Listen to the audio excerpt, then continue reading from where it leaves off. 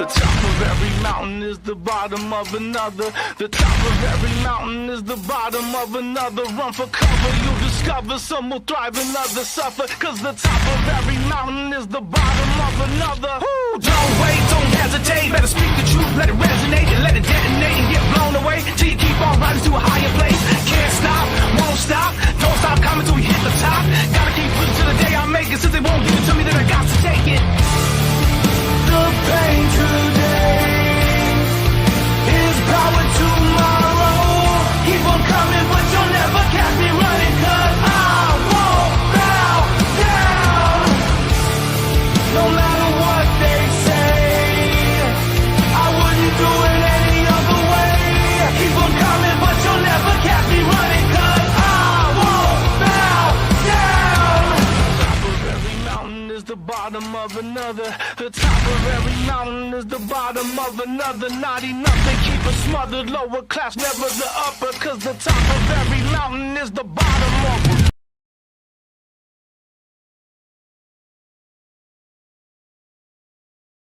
a Wolf 10, I'm your werewolf. We are not, well, we've been officially off the hiatus. We're now just getting back into schedule. And tonight we're doing an impromptu stream where we're just shooting the shit and talking. Just talking. And catching up. We're going to catch up today and summarize all we've done in the past few weeks that we've been gone. I know I've got a lot of things to share about. I'm pretty sure you guys are curious about what has happened to me during the hiatus when I was on my trip to LA. Are y'all curious? Oh yeah. Oh, I'm sure our audience is. Oh, Motherfucker, can you shut up so I can introduce you? I gotta retrain y'all. I'm here with the Hound of the South, Dominic Powell. Good evening, morning, or afternoon, everyone. This is the Hound of the South, Dominic Powell, and welcome to tonight's live stream. I'm here with the Warrior of Life, Final Fantasy Fan 12. Greetings to viewers of my fellow Final Fantasy fans. This is Final Fantasy Fan 12 here, and welcome back to another live stream of the UN Spacey War Squadron. And today, we are back with another episode of The Real Millennials. After a pretty long hiatus, it wasn't too long, but it was kind of long. Why don't we just sit around and have a chat? Why not? We might get a few others here, maybe not. It'll probably just be the three of us, knuckleheads, just shooting the shit, speaking around the campfire. But where do we lead? What are we leading off with? Well, you can share with us like your adventures in LA. Where do I even begin? Because we almost hit a bumpy road towards the end, long before my niece's graduation. I will say that the first week was really good, though I also realized I could have hung out with my second youngest sister with my nephew for a while I was waiting for my niece's graduation to come up. But they had the Amazon Fire Stick, and I was rating that thing all day, every day, while I was reading the first book of Dune.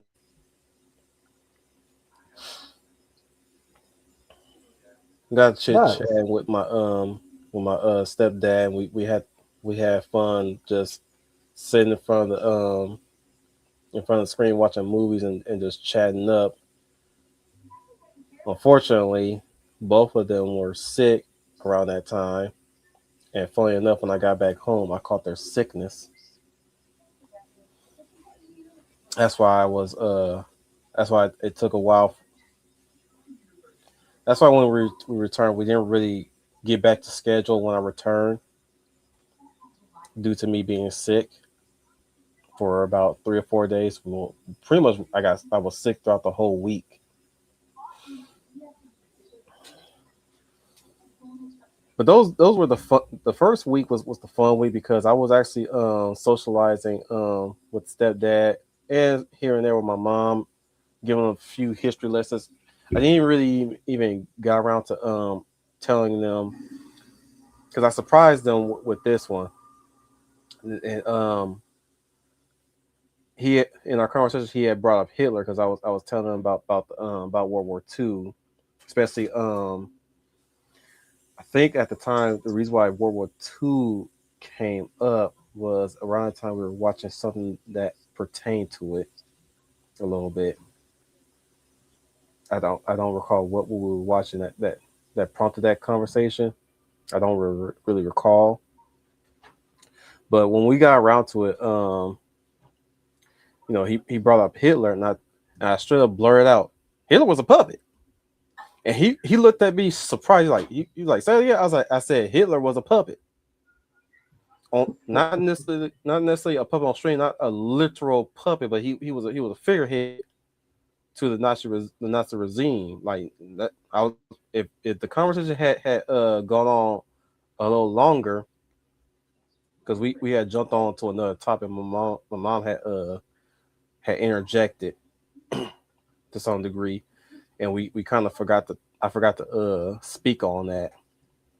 But I was going to tell him how he was manipulated by the Thule Society, although ultimately he still had a hand in a lot of horrible war crimes and crimes against humanity and human nature.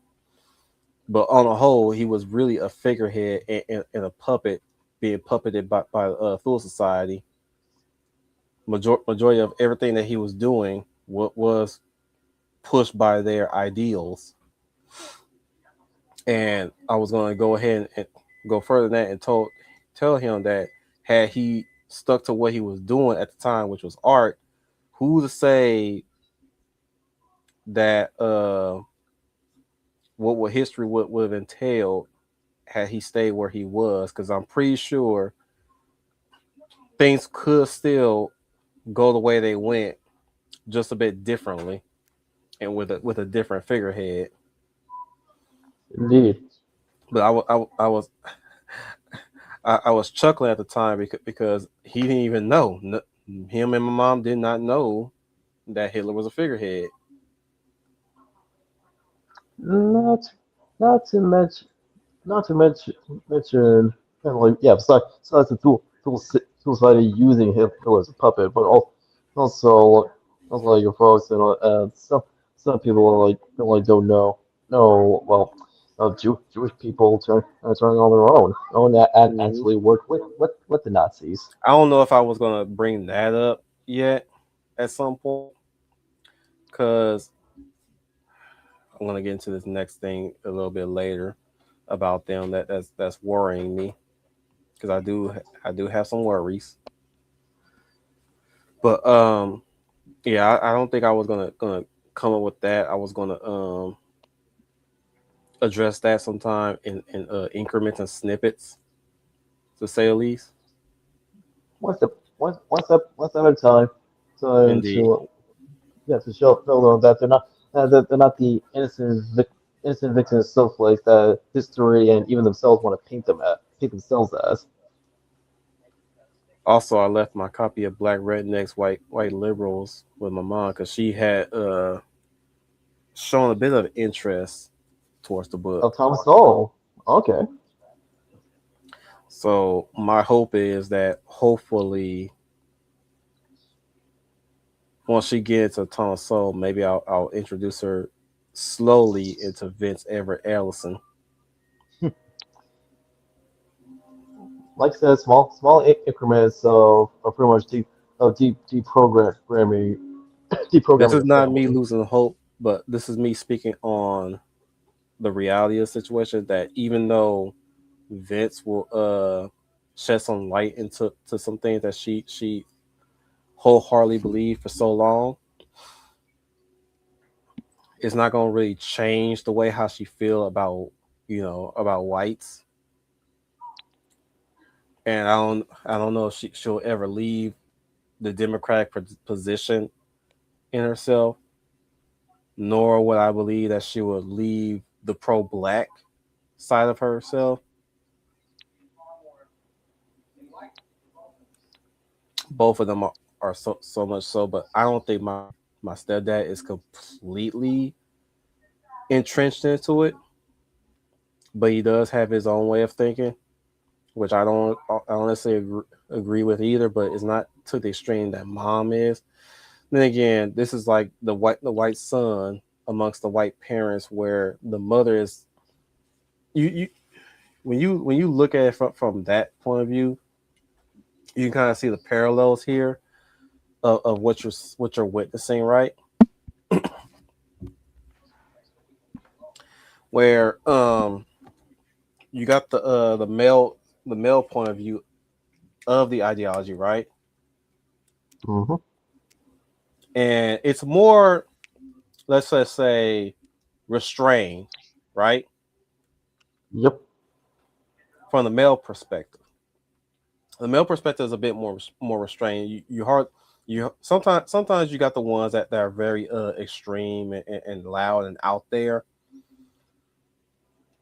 But on the whole, there are some that are just, for the most part, restrained. Where you got the woman's side of it, and they're just really just loud and out there, just emotionally loud and out there. You feel me? Yeah. Yep.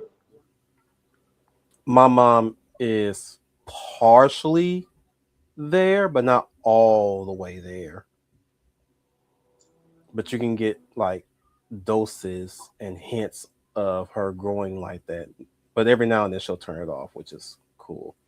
Or at least I'm able to swing her to a different conversation that calms her down. Not to mention that throughout the whole first week, she's been getting irritated with my niece with her asking for money constantly, just so that she could get things done that's oriented towards her graduation. So that was kind of annoying.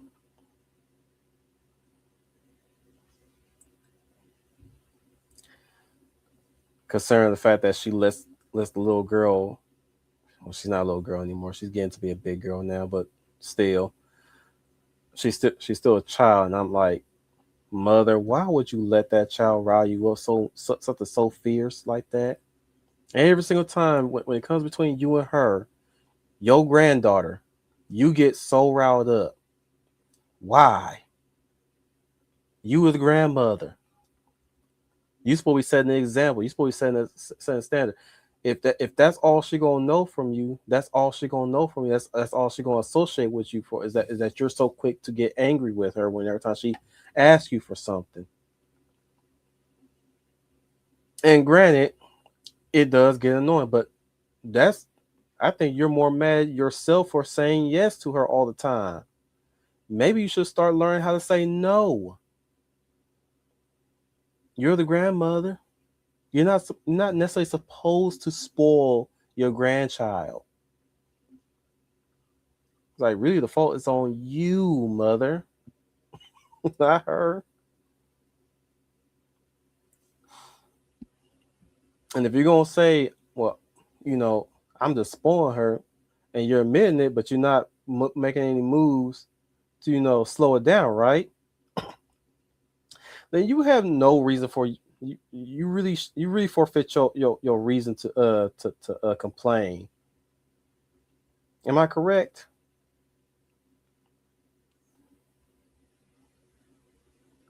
What's up, 12? We done lost Dom. Who we Yeah, got? StreamYard kicked him out. New improvements yet. StreamYard never change. Never change. Excuse me. Let me see. Different. So that was kind of like partially the first half of the first week, though. Again, through rating their Fire Stick, I managed to watch a few movies that I didn't really see in the theaters that I was able to see. For stars, I saw Project Hail Mary. twice. Down.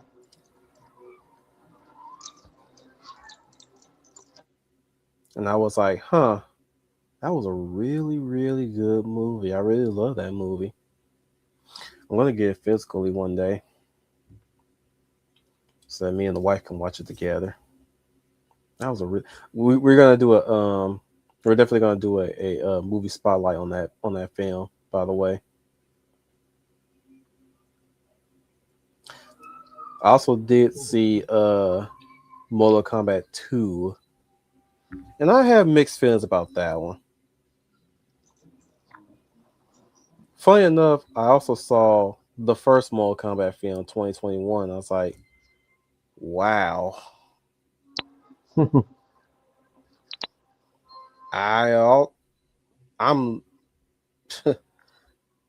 I can't even put into words how I felt about that first one, that first outing. Because on one hand, I see where they were going with it, and it was fine. On the other hand, there's a nitpick I have with the films, both films. Number one, their soundtrack, their music needs improving.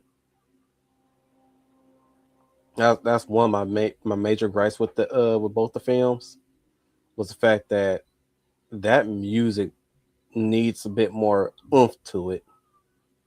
You feel me? Yep. It was like I was watching I didn't even see the movie, but it was like I was watching the Monster Hunter film with Paul S.W. Anderson. They had that generic movie music playing in the background. You feel me? But when there were hints that the beat was getting a bit up in tempo, I was like, okay, can we get more of that? Can we get a little bit more of that? Can we rehire the composer from Mortal Kombat Annihilation? Because Mortal Kombat Annihilation was a bad movie, but damn, you be lying if you did not like the soundtrack in Annihilation. You bullshitting.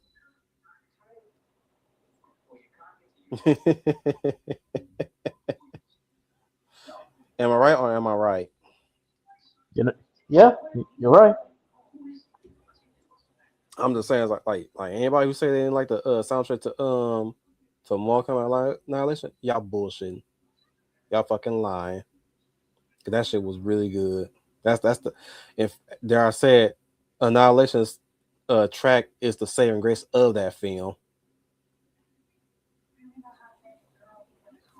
Because all those fight scenes would have been boring if it weren't for the soundtrack. And y'all know I'm being real on that one. But no, let me move on. Speaking of a boring film, I saw that Red Sonja film, the one that nobody remembers existing. Really? Yeah. I gave it a chance. Guess what? It's not really a guess. It's not really a question. It's not even a mystery. It does suck, but I was hoping, I went in there hoping at least Scorpion King levels of entertainment.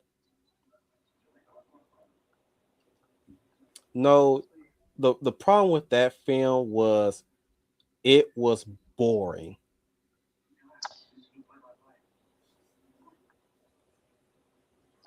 Oof. And I'll tell you what was the failings of that film. The film is afraid to let Sonya do anything in that film. That is the movie's failing. Is the fact that it is titled Red Sonja, but she barely does anything in that film. And when she does, it is so benign, mundane, and boring. Battles would happen off screen. Barely any fights do happen on screen. Characters change and change locations. She goes off to do her little side quest and then get get this, get this. She turns into Red Sonja. What? Yes. She turns into Red. She goes into the spirit world to become Red Sonja. As in, she goes into the spirit world and gets her hair dyed red. And voila, she is now Red Sonja. Even one of the characters say, wait a minute, hold up. Your hair is blood red. When did that happen? I was like, oh my fucking God. Her hair was red enough. Why did it have to be deep red? Are you following me, Final? Are you hearing this bullshit? Like, really, guys? That's what I'm Really? saying. We need an origin story for why her hair is red. I didn't mind the actress. The actress look. Everybody said the actress didn't look right. I have to disagree. She looked fine for for who she was playing as. She had the right stature. She was tall. She was taller than everybody else to be Red Sonja, because I always prefer Red Sonja to be tall. Not taller than Conan per se, but tall enough. You feel me? Like Yeah. 5'11", like 5'11" tall, or at least Conan might be 6'3" or 6'2", right? And Yeah. she's like 6'1" or 6. Yeah. Her height tends to fluctuate, same as every other character in existence, comic book wise. You feel me? Yeah. But I really did not mind the actress, though they made another mistake. They had Rona Mitra in the film, and I saw Rona Mitra, and I said, she should have been Red Sonja. And who did she play in there? She played as a rando chick with a name that whose only purpose is to die, and that's it. It's like she doesn't really she barely gets anything to do, and then when she actually does do something, she dies.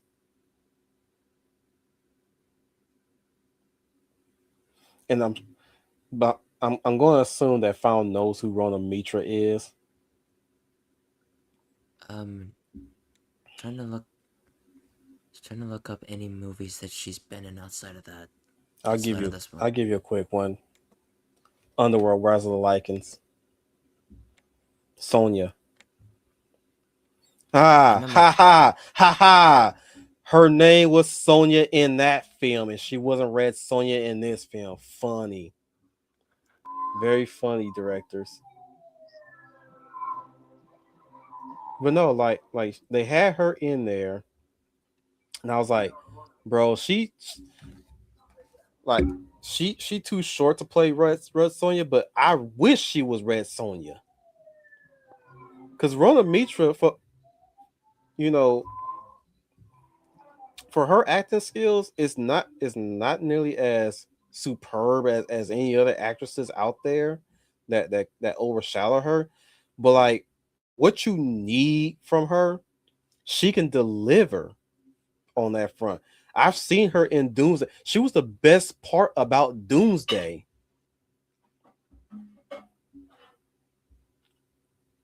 It's like the only person I cared about that much in that film, besides the villain, because the villain is a treat in that film too, was her.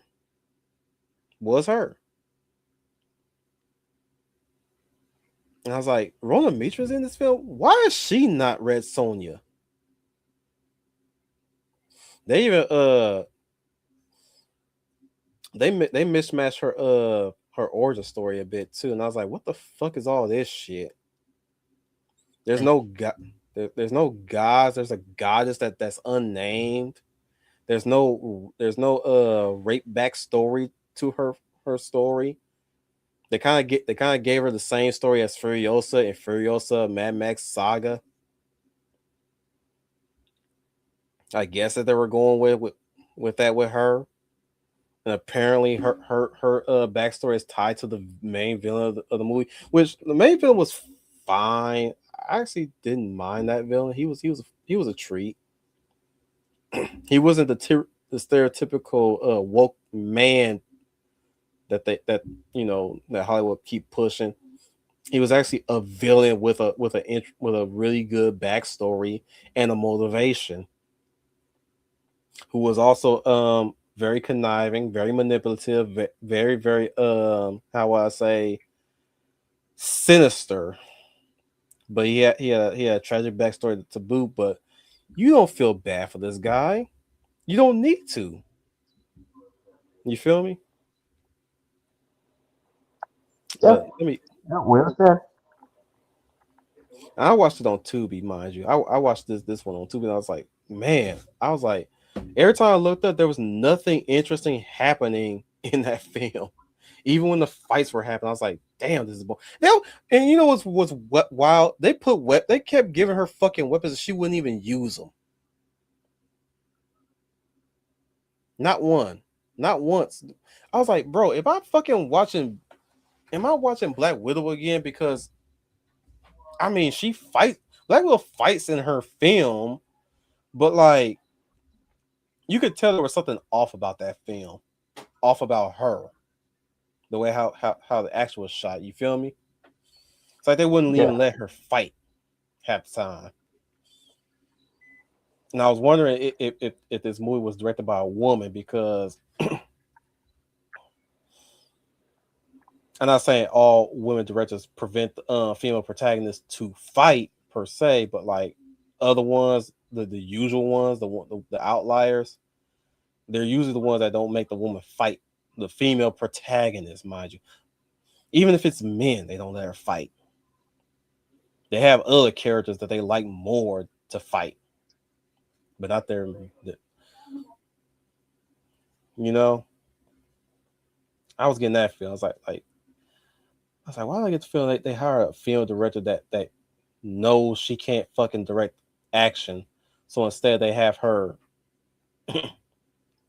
So instead they have her doing a whole bunch of bullshit that doesn't require her to fight.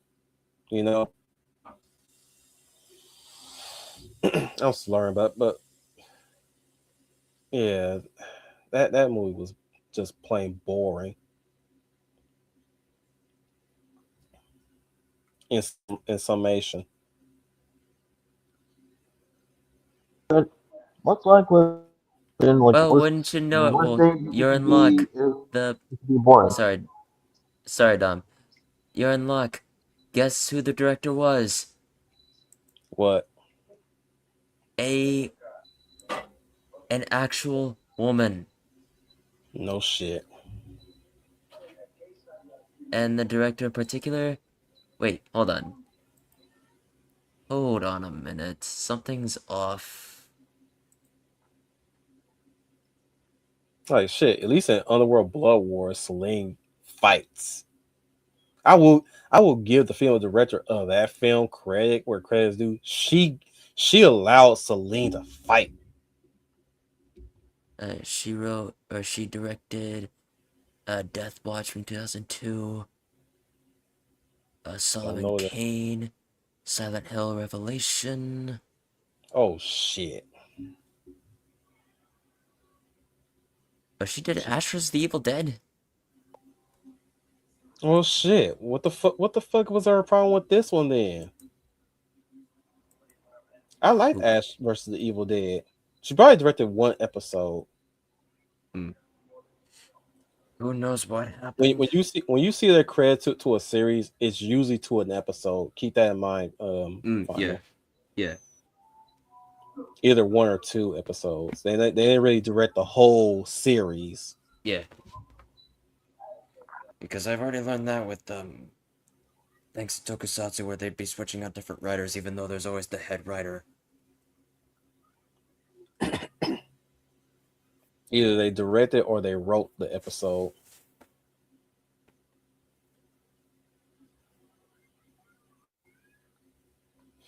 But yeah, I watched that one.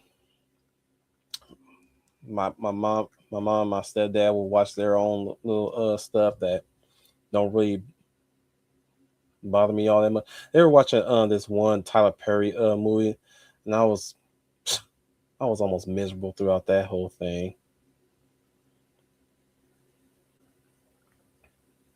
And they were mostly captivated by the history.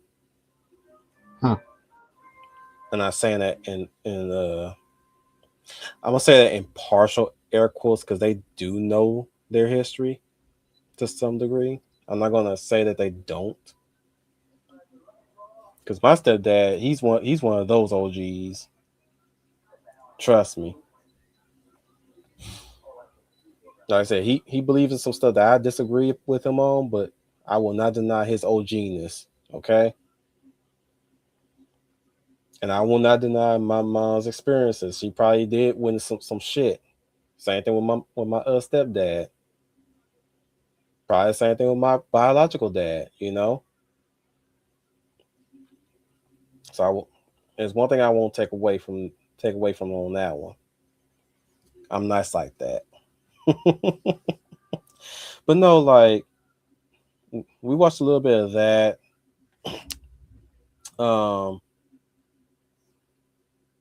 When they both went to work, and it was just to myself, I had the whole house to myself. For some reason, I went on a long walk. And you guys heard me talk about this in our private Discord back over in Ishii's Discord. I went on a long walk, and I was going down mostly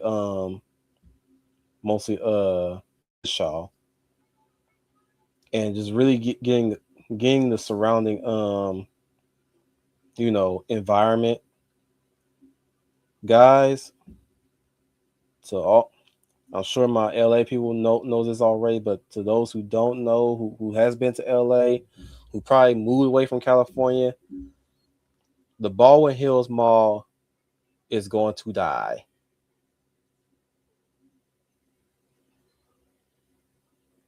Let me repeat, it's going to die. That mall is damn near a ghost. It looks like a ghost town almost. There are no more stores. The game store that I used to visit every now and then, and sometimes buy stuff from there, gone. GameStop gone before that one. Long before they even announced that it was closing. It is definitely closing down, and they're going to replace it with something else. My mom told me, and I am sad. I still have memories of going to that place.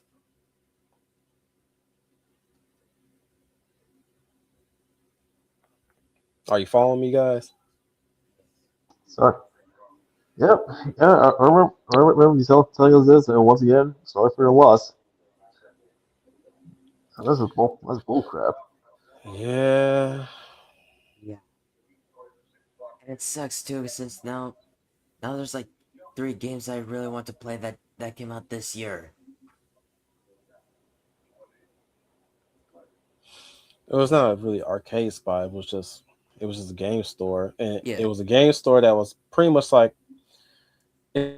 a flea market type of store where you can buy all kind of retro games, even games of way back when.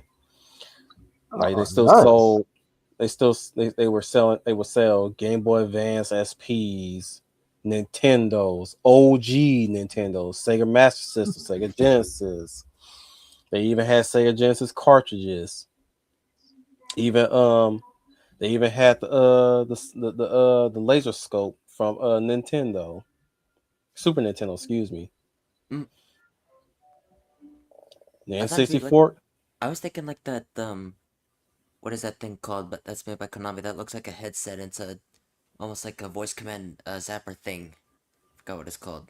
You talking about the Virtual Boy? No, not that one.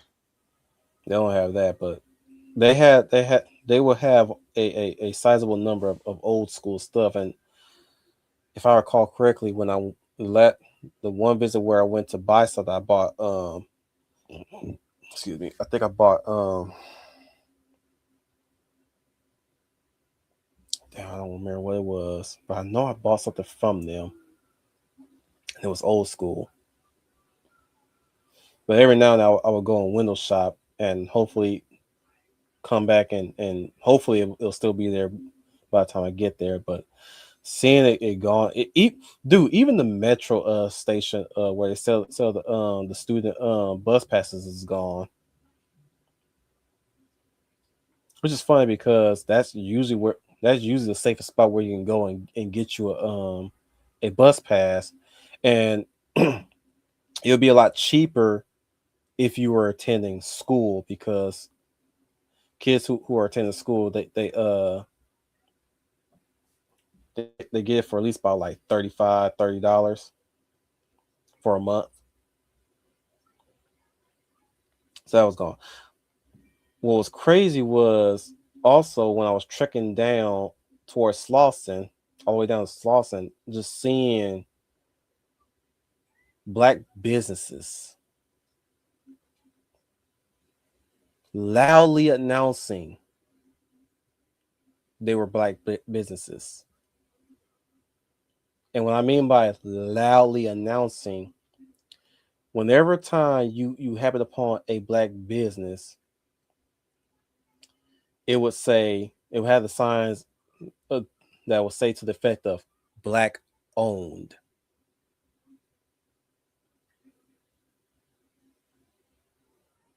Why do I have a confliction of that? Why do I have an issue? Why do I have a problem with that? Because you're telling me I should go in there because you're black owned, and I should ignore any other business because they're not black.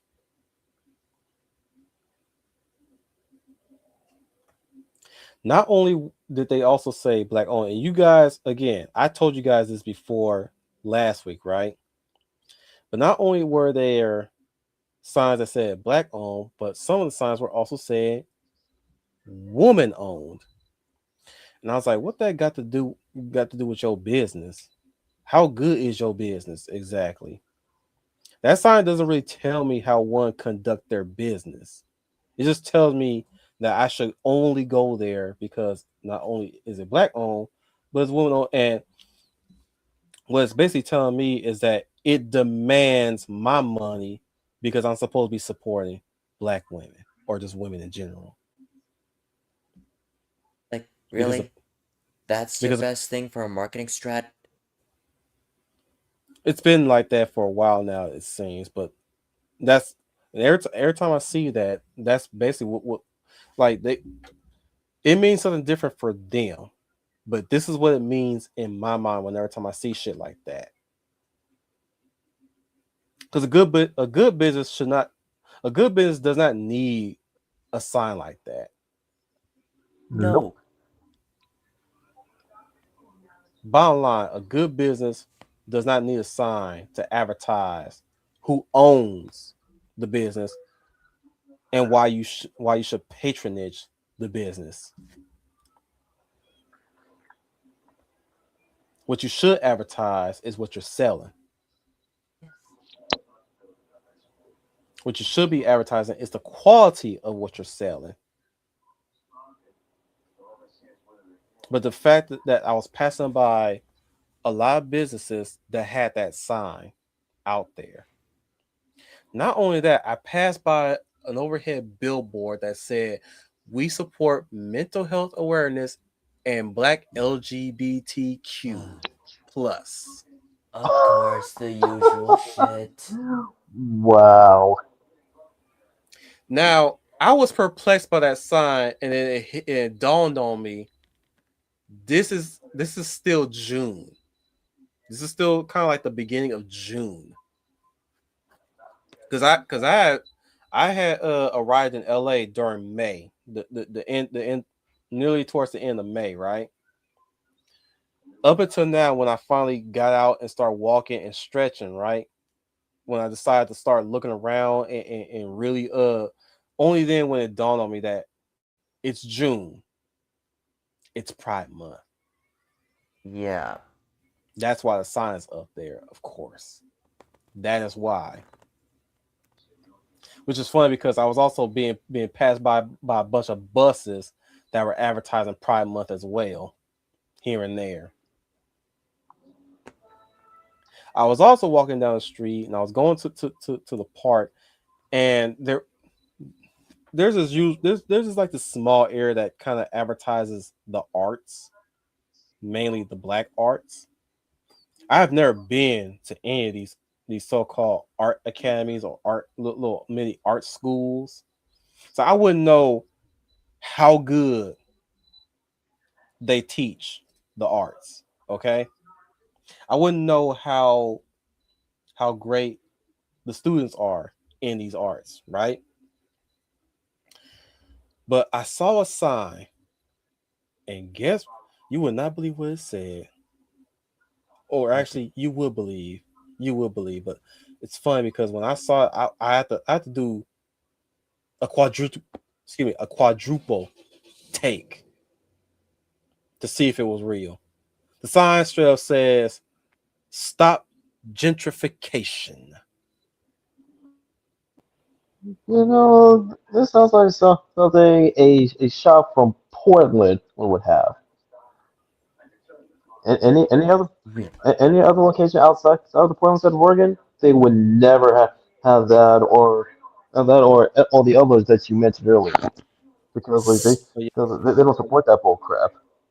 well, the No thing kidding. is, it says stop gentrification, but when you look back at the history of LA, and if you look back at the recent events of what been happening in California and any other state, you know, that's controlled by blue, you would know that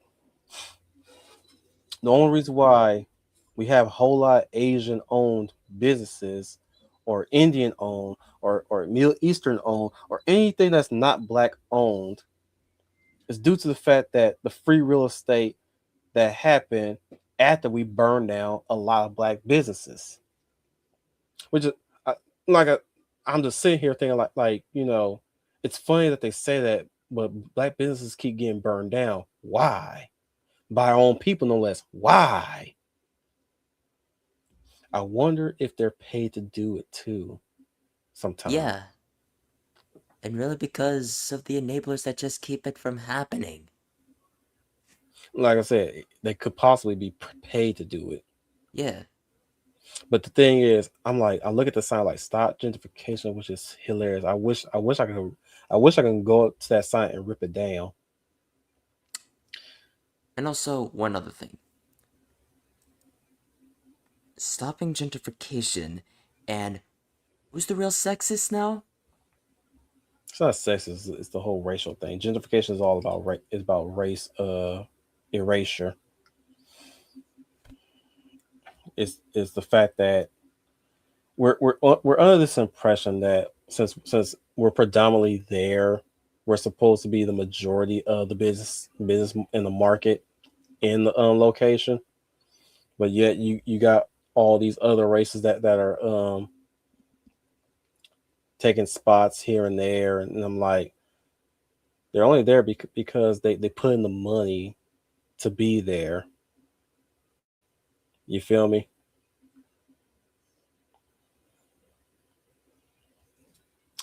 I would love to know who the hell was the idiot that came up with that concept. Because I remember Boys in the Hood talking about that one time. It's kind of funny because it's kind of funny that was a talking point in that movie, and yet it still keeps happening. And once again, do you guys ever wonder why? Do you guys ever wonder why? Y'all can blame Whitey all you want to. You can blame other races all you want to, but at the end of the day, who's the one who perpetuated it or at least opened up the floodgates? I'm not going to answer that question, and don't you guys answer it either. Don't worry, I'm not. I'm They probably tired. do know, they just don't want to admit it. Oh, I'm already there of that belief. I'm already of that belief. But Because yeah, I even was if seeing. they did, they would go after themselves, and they don't want it. The thing is, I seen that, and I'm seeing all these other signs of people who are running for office, and guess what they promised to do? I saying guess, and I'm being a stutterer on that one. I keep repeating that word. Guess what? But seriously though, guess what they're running their campaign on. The usual shit. Well, you gotta know the usual shit. Final. It's always gotta have something to do with either race or sex or both, yada yada yada. Oh my god, is it? You're almost. You're kind of close. You're kind of close, but I'll give you the specific. I'll give you the specific. Okay, I don't know who this this running candidate is. I forgot their name. I looked at their name. This. When I saw what they're running, I immediately ignored them.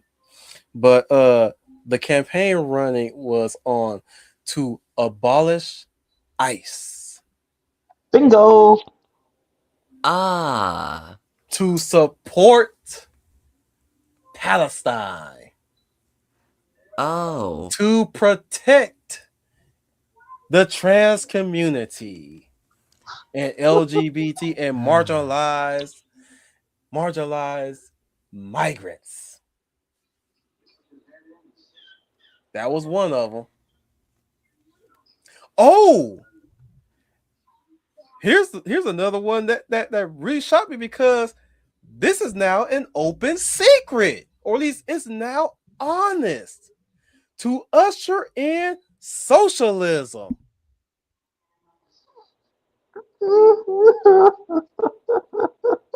and you wonder why we are a republic first and not a democracy? I am, I am, I am, I have no words. I have no words to describe how my reaction to that last part, to usher in, well, not usher, but basically just bring about Yeah, socialism, yeah. because apparently I'm paraphrasing, but socialism was they're to paraphrase, it was basically them saying socialism was a way to stop what Trump was doing or some shit like that. Of course. But yeah, Trump was mentioned there too. In one, I wanted to rip that paper off so bad.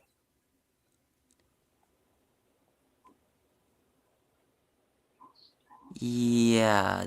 Oh, and this I feel your person was pain, man. was a black man.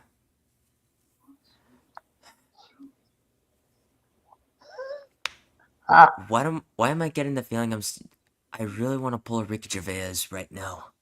Don't. I got an appropriate one response to that. So nothing in your campaign spoke anything about black, but I guarantee you, most of our people are probably going to vote for your dumb ass.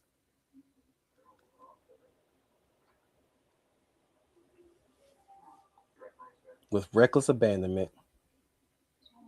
without any critical thinking. And they'll wonder why there's still no black improvement in the community. I think at some point also I think there was also some mention of no longer rebuilding the black family in the campaign listings too. Yeah, because they killed it. They did, but I'm like, whew, some of these candidates are just not they're not hiding it anymore. Not anymore. That was I was like, wow. I was just looking at that. I was like, oh my lord. I wonder what my mom think about all this shit. I usually bring up my mom first because usually my mom's the first one to speak on it. Usually.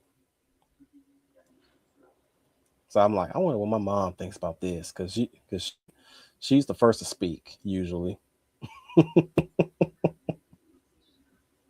But I was like, ooh my lord, I will not be voting for you even if I wanted to.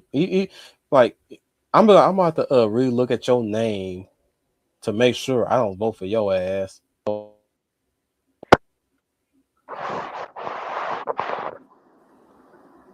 Then again, I'm like, I think his first name was Hassan or some shit like that. Either way, it's like if I see what was attached to his name and I don't like it, I'm not voting.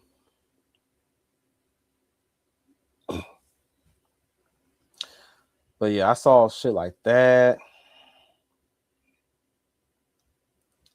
I've seen so many spray paints of a whole lot of bullshit like fuck ICE and all that bullshit. Just seeing streets just nasty for one. Shit everywhere. You can even smell the piss on the streets. Because at that time when I was doing that long walk, I was walking to get something to eat. Something that was going to tie me over for the rest of the day until mom gets home and cook, or something from maybe somewhere. Because my mom has become very app savvy, and I'm proud of her. Because I'm not really that app savvy. I'm not like I was never into the whole keychain mini card thing. And that's basically what apps are to me at this point. If you have way too many apps on your phone for every damn thing, that's the equivalent to me. So for her to have all that and then sounds like, more power to you, mom. I ain't. I'm too hard headed for that.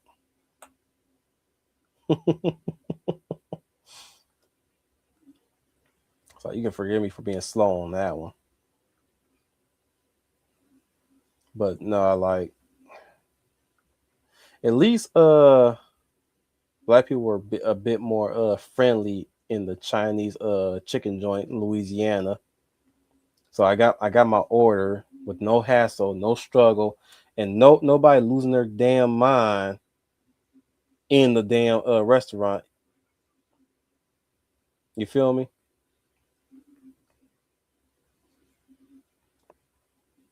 Yep. And thank God I bought from them on Monday because Wednesday was a doozy. Guess what happened on Wednesday? What was Wednesday again? Because my niece, let me see. When did I get back? I got back on the 12th.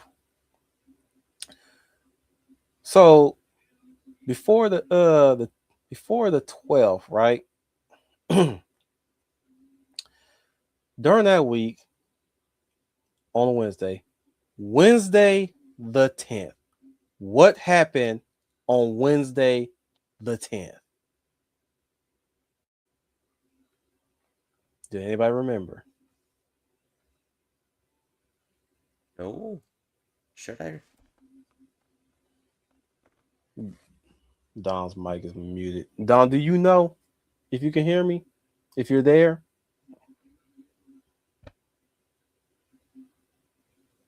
Unless he's still eating or something. You want me to tell you final? Yeah, go ahead. The verdict of Carmelo Anthony. Oh. Yeah, that day. Yeah, that. Well, why was it was significant was the verdict of that guy. Yeah. Guess what also happened on that day?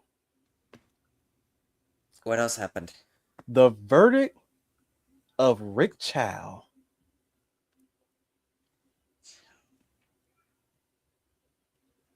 I don't know when the Rick Chow case had closed, but that was also news that day.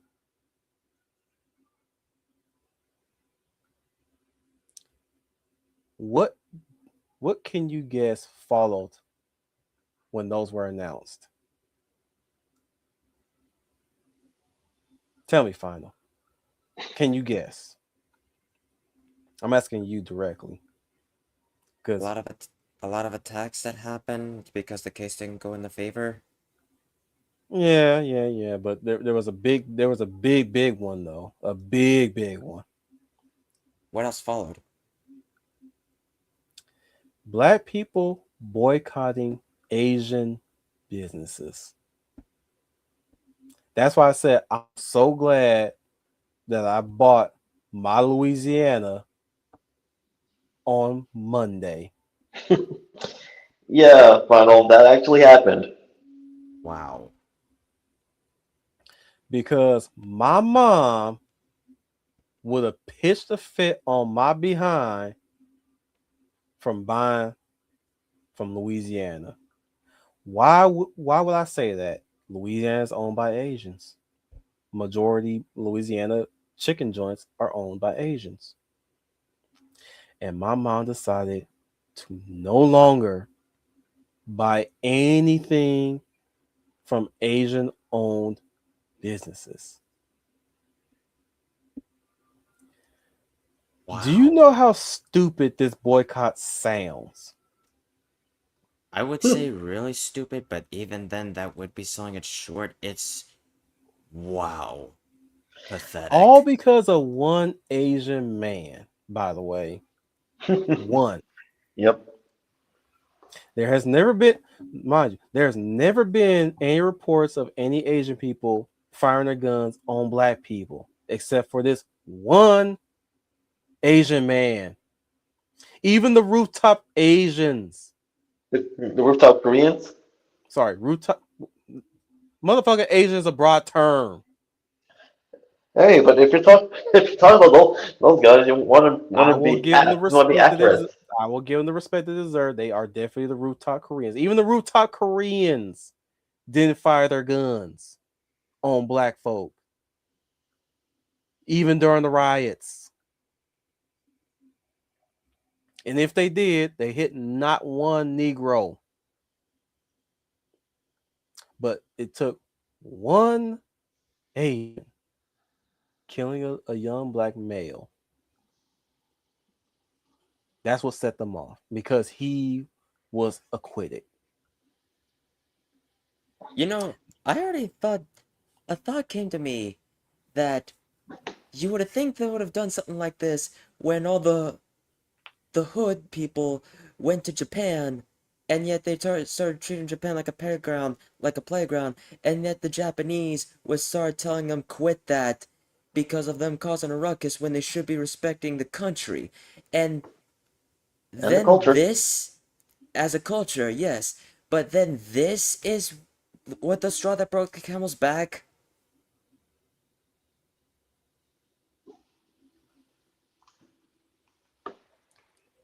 It shows Yet, how short-sighted they are.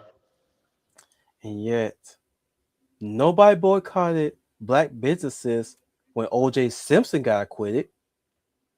That is true. Nobody boycotted any black businesses when who else was a criminal that got acquitted that was black that we knew was a criminal. I can't remember. Wait, R. Kelly? Yeah, nobody boycotted R. Kelly's music when people were under suspicion and now confirmed that he was a child molester. Among other things. Some Or what? did. Or what? Hang on. Let me correct myself. Some did though. Some did boycott his music. Not just that, but also P Diddy.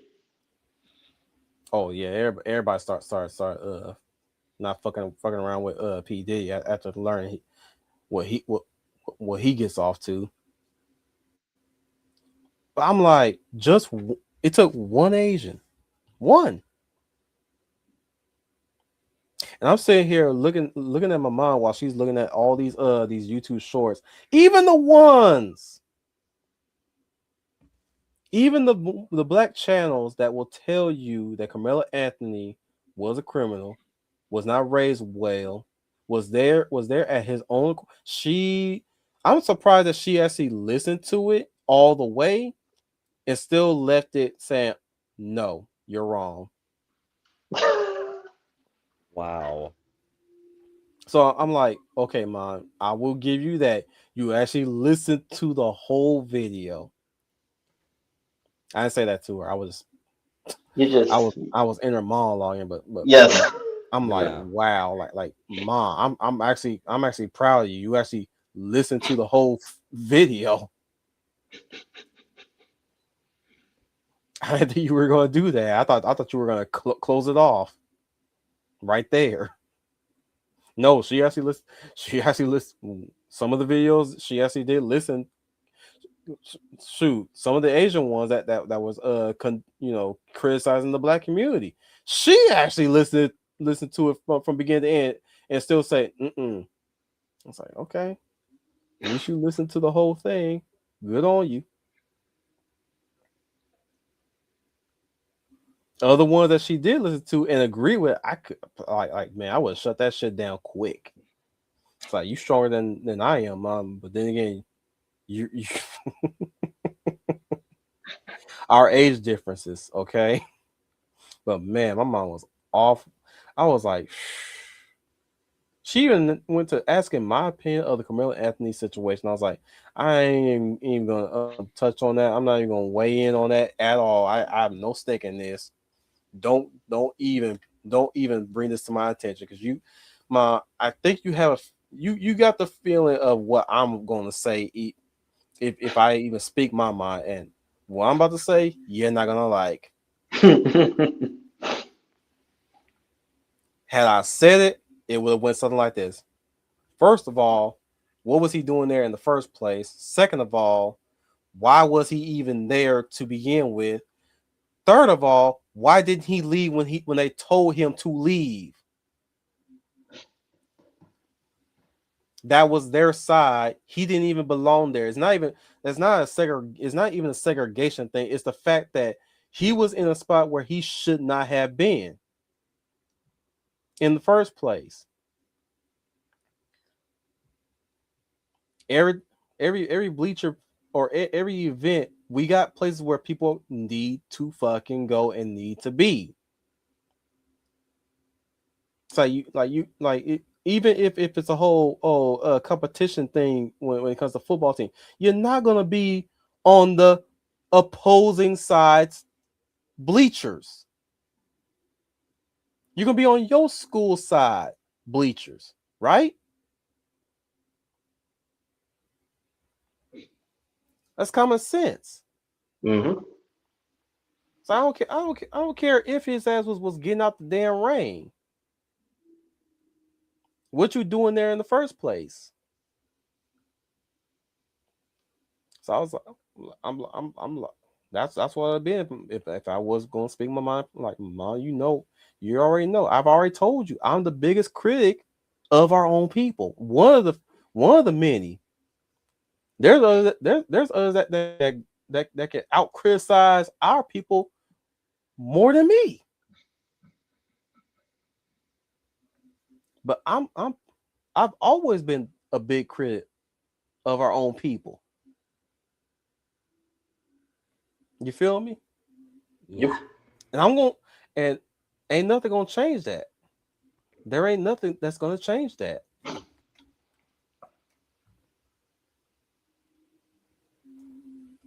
I was bred into this, raised by this. Our media speaks on this, and taken to that side of that media. So yes, I am of the opinion Carmelo Anthony was there to start trouble. And now he is dare I say it, he is now paying for it.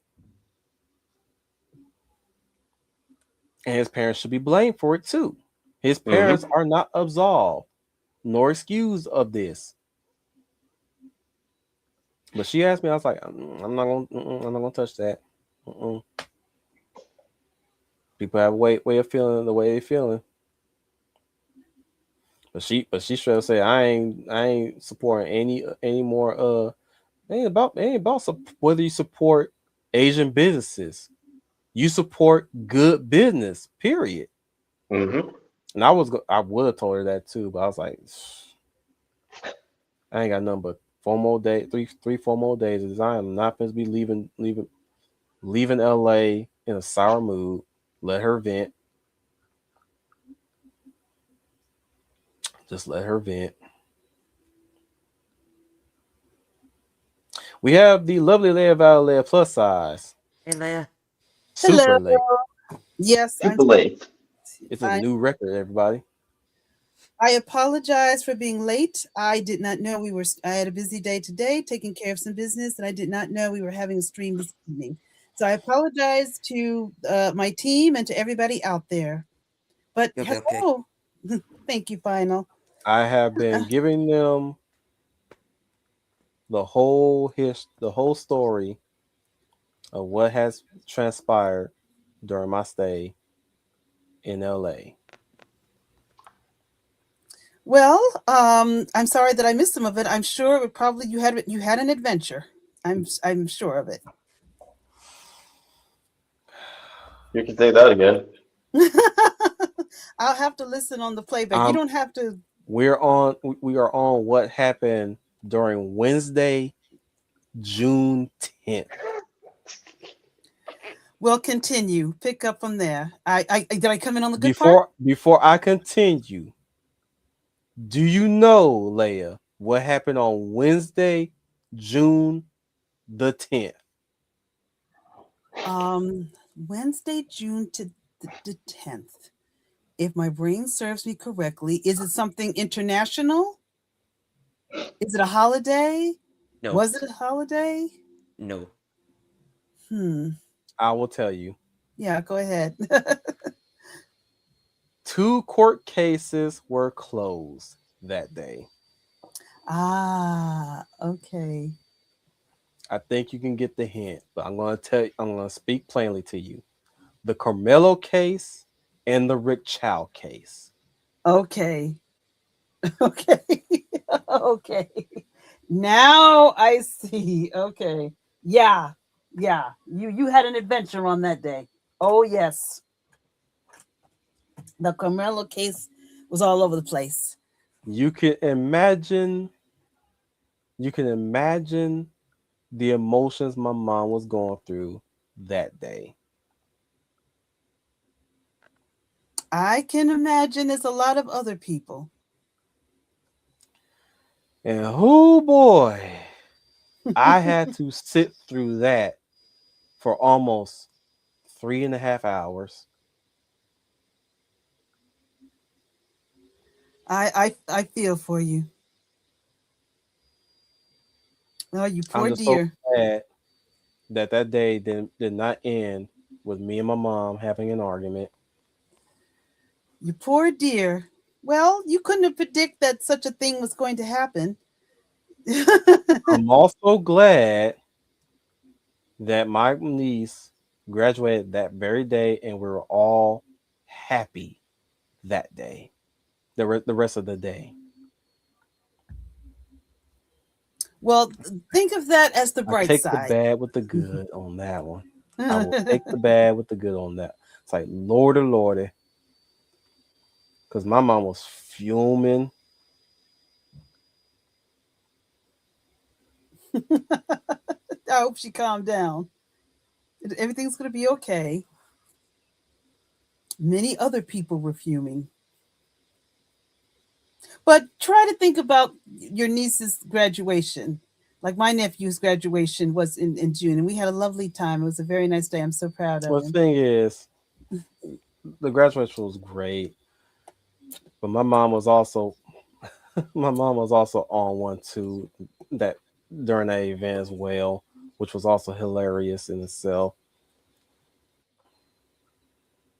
And even my stepdad knew that she was having her moods, Well, particularly the way how my niece was behaving during her graduation.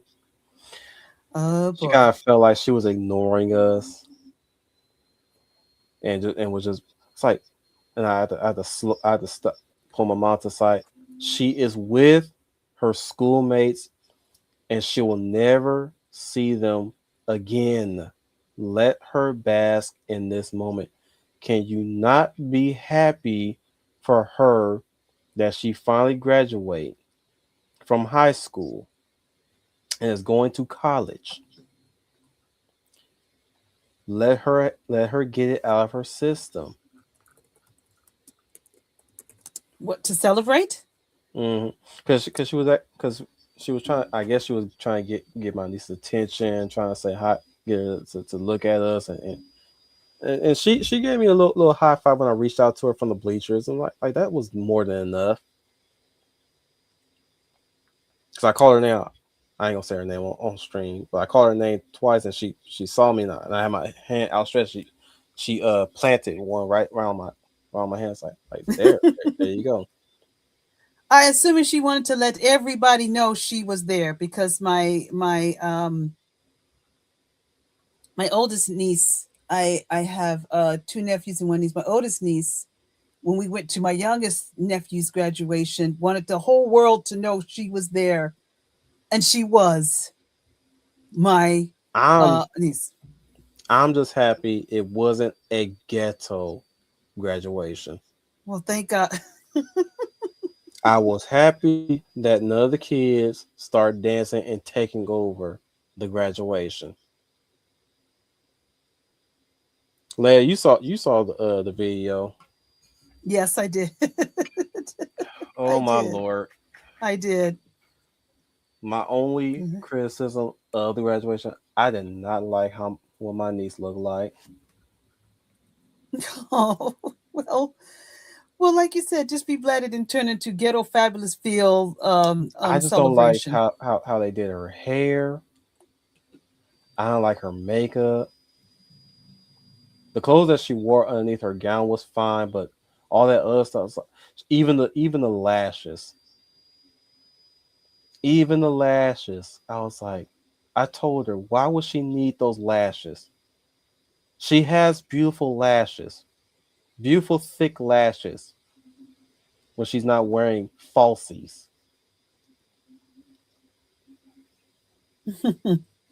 I think that's the one that really bugged me the most was the lashes. It's like the hair I can overlook, but the lashes thing was just like Well, did she have it professionally done? Was it a fan or was it someone who professionally did it for her? Her hair was professionally done. It's just the fact that the lashes were the last addition. Because she asked my mom for some money to put some lashes on. And that was like the cherry on top. And I was like, oh Lord, don't tell me she's gonna do it. No. And she went ahead and did it, but you didn't get a Hmm. chance. You didn't get a chance to see it until you saw it. Well, Well, I didn't get a chance to put in my input. I was because I was told her like, you girl, leave your grandma alone with the money. You do not need no lashes. I've seen your baby pictures, and I've seen your grown pictures. You are fine without lashes. You have some very thick lashes on your own. You don't need no bigger lashes. Who are you trying to impress? You're graduating. Even your uncle didn't go to this lengths during his. Then again, I'm a dude, but still, only thing I did for myself for my graduation was get my hair cut. Then again, I am a dude. Just that's a different story. I guess she felt she needed to have her lashes. I'm gonna at least the girls at my middle school, bless their hearts, they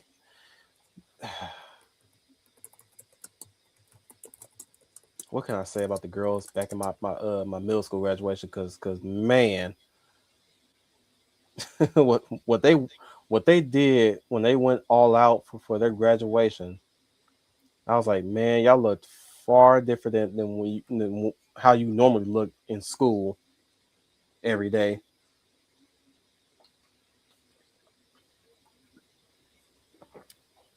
Especially my homegirl. I used to share a desk with me back in math. I was like, oh Lord, you too? Well, it's just that one day. I'm sure now that the graduation is over, she will go back to being her normal self. She's going to Grambling, Louisiana. She's going out of state. For college? Mm-hmm. Oh, okay. All right. That's not bad. That's not bad. I'm happy for her. Mhm. What is she going to be majoring in? Business. Okay. All right. I thought it's not bad.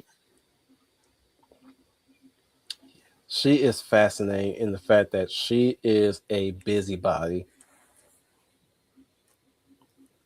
It's like there is absolutely no stop with this girl.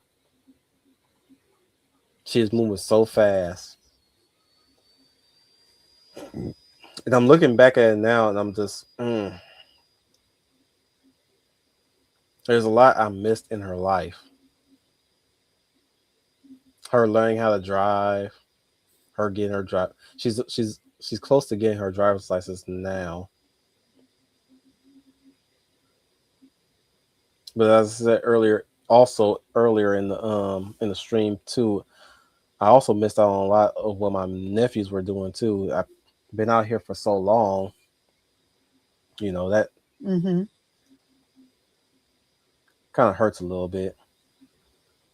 Yeah, it does. I said the same thing to my nephews or to my youngest nephew, that time just seems to fly by so fast. And here he is graduating.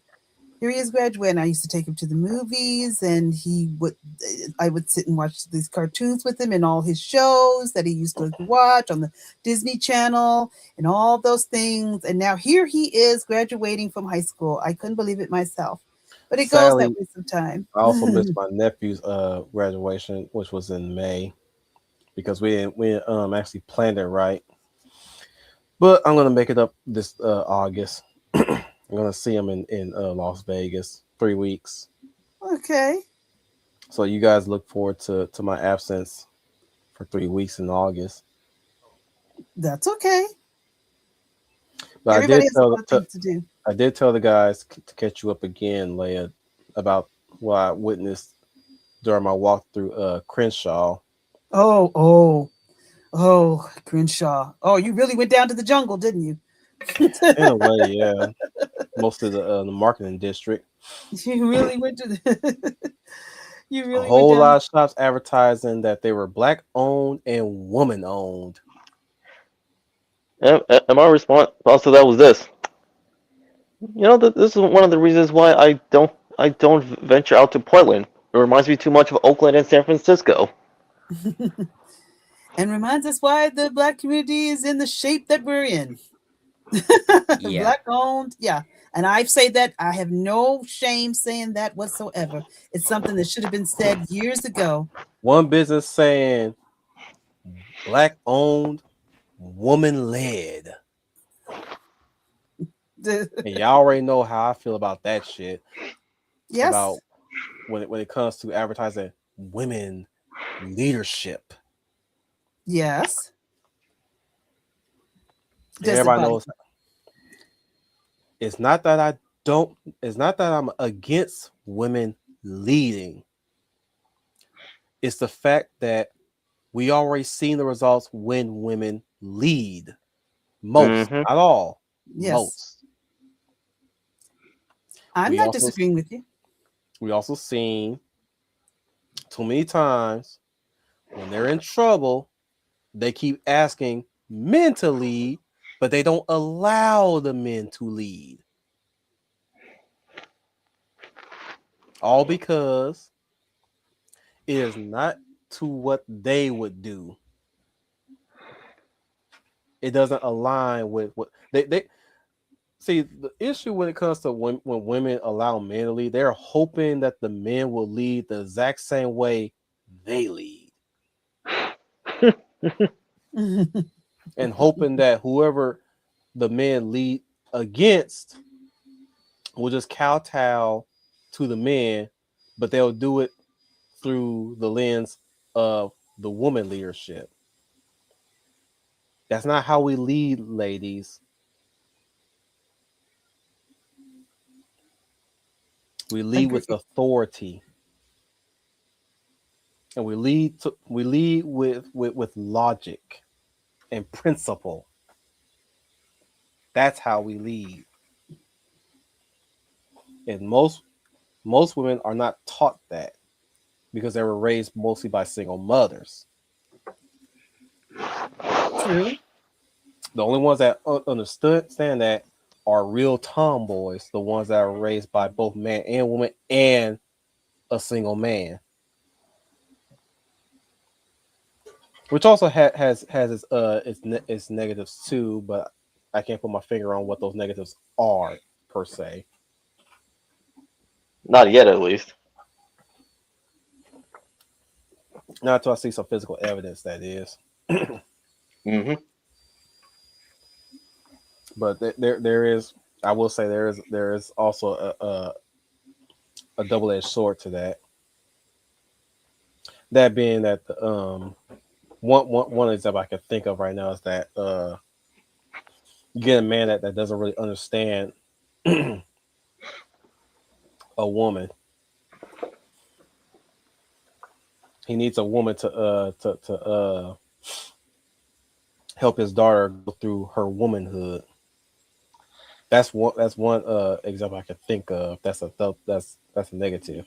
It's that we don't really know how to raise our women to be women.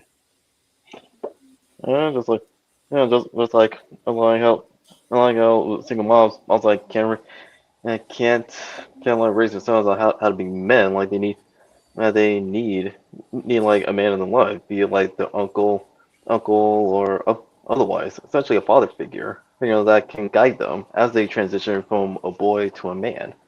Well, most of these businesses I've seen with those tags, I can't really tell you what they sell or what they're meant to sell. I think someone were clothing stores, but I'm like, okay, but what you're selling? You're selling jerseys. You're selling what? What are you really selling in particular that I will want to buy from you? And is it up to quality? That's my next question. Is it up to quality? And they might have something that don't really interest me all that much, and I'm like, it's getting to the point where I'm coming to a realization that little by little, I'm running out of reasons to go and visit LA beyond my parents.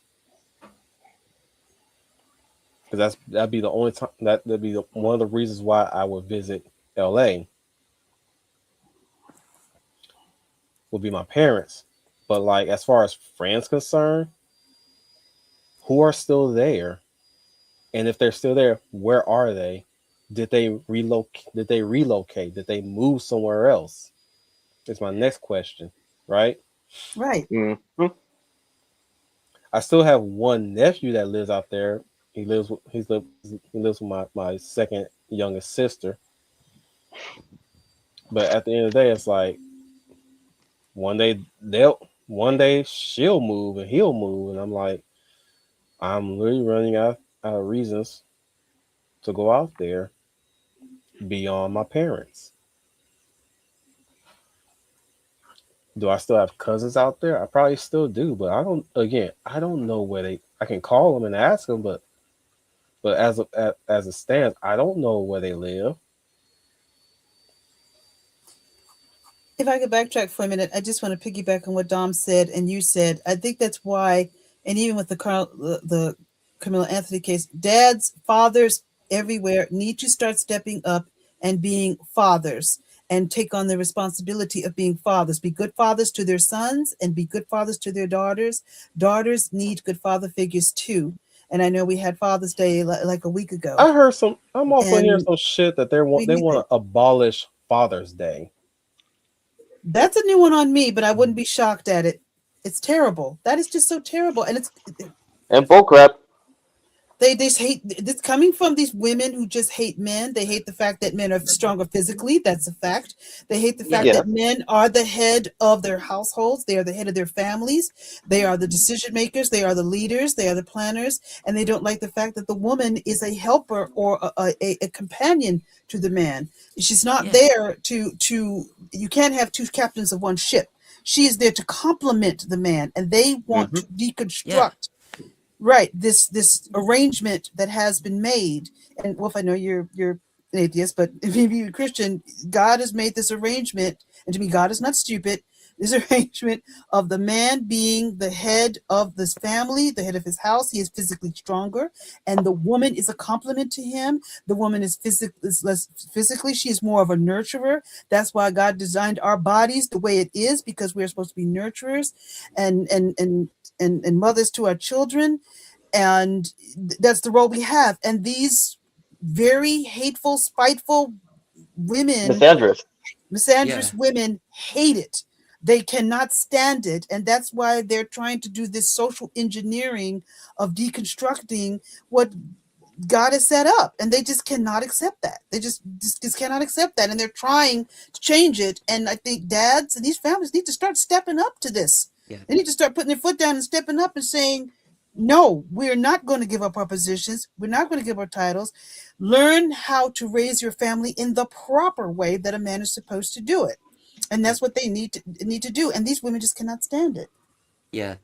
And I'm reminded of one quote, I forgot who said it, where it's where someone said that freedom, where it's basically like freedom meaning do whatever you want, when it doesn't mean that, but rather discipline leads to freedom. But Correct. yet they think of discipline as like a limit, and yeah, that's the point of that. So then that's when you would have your own freedom, self-control. Heck, even the Stoics even believe that in control over yourself, control over your emotions. Go read Seneca, Epictetus, Marcus Aurelius. They advocate that you would not only recognize your emotions, but also know when to control your, and also when to control your emotions, ergo have control over yourself. Correct. If you know how to discipline in the proper way. Discipline, of course, you don't want to discipline out of anger. Discipline is not abuse. No man, you should not be hurting or beating his children or his family, because that is not what discipline is. But you need discipline within the family and for your children, so you don't get the mess that we have now. Where I lived here in Michigan, we had I think the Freedom Festival fireworks. We go out to a place called Belle Isle, and Canada has these fireworks, but they had to put up a curfew for 17 younger, because a week before they got, I don't know, teen takeover, and they went berserk. And the age range, it was 13 to 17-year-olds were smashing businesses, throwing bricks in businesses, partying in the streets, and just all kind of disastrous stuff. And now they do that. I said, because these are children with no self-control and no parenting. The first thing we said was, where were the parents? And most of them, 90% of them, and I work in a court, so I see this every day, guys. No, the father's nowhere to be found. Yeah. I have plenty of cases I deal with that have that is one of the main issues I see every day. There is no father. The dad is nowhere to be found. The mother may be trying to do the best they can, but sometimes the mother isn't there either. I see it all And the really, time. just because these guys really do not like, not just only families, they hate families, but they just really want to destroy basically everything they don't like living, because they are that self-destructive to the point they will blame you for that and destroy themselves and blame you for that. And you want to know what we call that? Self-loathing. Yeah, and that's what we're getting. They hate themselves, and that's what When we're they're getting. back to the corner, when they're back to that corner, they then ask that dumbass question of, well, why didn't you stop me? Bitch, we been trying to stop you. Narcissistic having ass. What the fuck was I saying to you all those years ago?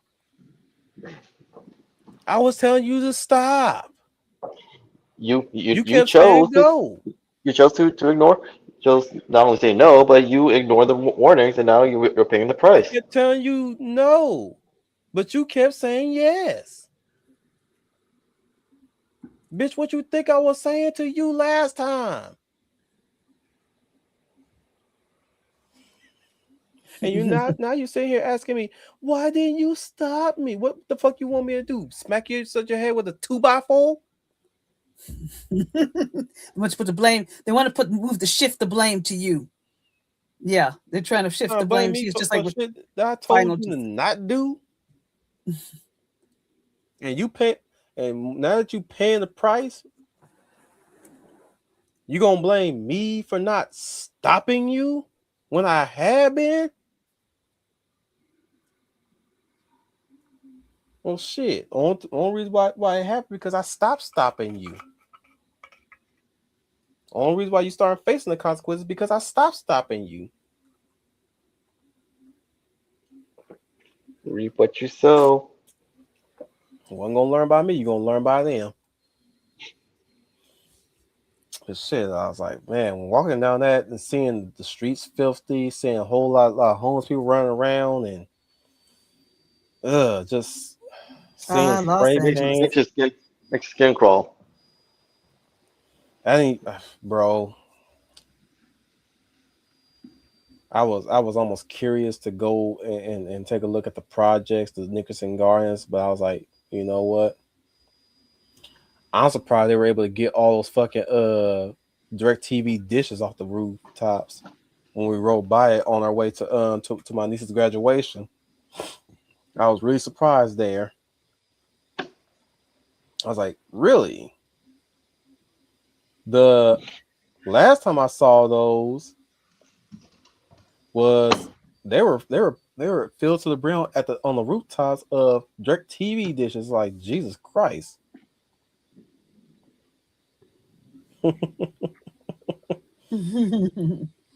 That had me cracking up. I was like they finally took all that shit off. I almost looked like a damn metal crop. Like it was a corn crop or some shit. You feel me? Oh yes, Yep. definitely yes. And they changed the color again too. I forgot the color though. I think they paint them blue like they did years ago when I after I was born. Wait, I thought DirecTV was always blue. Not DirecTV, the project buildings. Oh, Oh, okay. Because last time I saw them, they were yellow orange, ugly color. Looked like a fucking penitentiary. It was a vast improvement over the black and white that I had to witness them paint them over when I was living there for the last years I was living there. But still was an ugly color. That was my college years when they went to the yellow and the orange. This time I think they went with a more bug green blue color. Still an ugly color. But leaves better than that yellow and orange. I will say that. But man, it's like, sheesh. I wouldn't say my time in LA was miserable because once again, I barely even went out, and I raided my mom and stepdad's Fire Stick. Oh, me and the stepdad watched Dune Part 1 and 2 together. Oh, okay. That's something that you share. That's fun. And I your was father reading, is a fan. Your father is a fan of Dune, like you are. I wouldn't say he's a fan because he hasn't read the books. He's a fan of Okay. me talking about the differences between the books and the movies. Okay. or rather, he's a fan of me talking movies because the way I talk about them. I was even I guess educating him on the Lord of the Rings while we were watching the Fellowship of the Ring. Telling them how because I went on a small rant about how they changed a lot in Doom Part 2. Mhm. How they went off script on it. So when we got to Lord of the Rings, I was like, this one, I'm actually okay with some of the changes that they made. Because it actually still is, because in a way it enhances the story. And I was telling him how a lot of how a lot of things biblical also are in the Lord of the Rings. Oh, for And sure. he was very, very, very intrigued by it to learn that. I was Well, telling him I'm sorry. Go ahead. Continue. I was telling him how a lot of great stories came from men that survived war, especially Tolkien, the writer of the Lord of the Rings. And I was going to tell him that Christopher Go ahead. Lee was also a survivor of war. Yes. Yeah, he was a World War II vet, right? Yes. Mm-hmm. Yeah. Was. Tolkien He was was a World War vet, but not. or what? Or Yeah, was Tolkien World War Tolkien. II? No. No, I meant like Tolkien is Christopher Lee. World War One. I know He was Tolkien was. because he took part in the Battle of the Bulge. I know Tolkien served in the First World War. I meant Christopher Lee. Yeah, Christopher Lee is World War II, but I was questioning was Tolkien World War One? Yeah, he was. World War He One. served in the Yeah. First World War along with his Right. brother. Yes. Final is correct. But yeah, I was gonna tell him that that Lee was he was World War II fighter. I was gonna tell him that when we got to Return of the King, I was gonna tell him a little fun fact about the stab because Yeah, I heard about that one. Yeah. the Fire Stick has many of the movies that the Fire Stick has, about, I would say, at best guess 80%, maybe even more, have mostly the director's cut version of certain films. And in this case, with the Lord of the Rings trilogy, Two Towers and Return of the King are the extended versions. I think the extended version of the Fellowship is on there too, but you have to search it. But other things that the Fire Stick does, especially uploading torrented videos as well, because I was able to watch Masters of the Universe on that stick. Then I went out to go see Masters of the Universe in the theaters with my wife when I returned. When I returned home 2 days after. Well, we watched it 2 days after I returned home.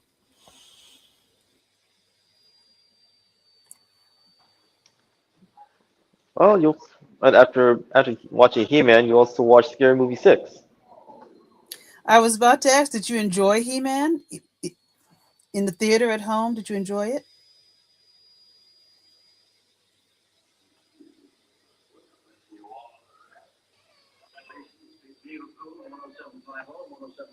Well,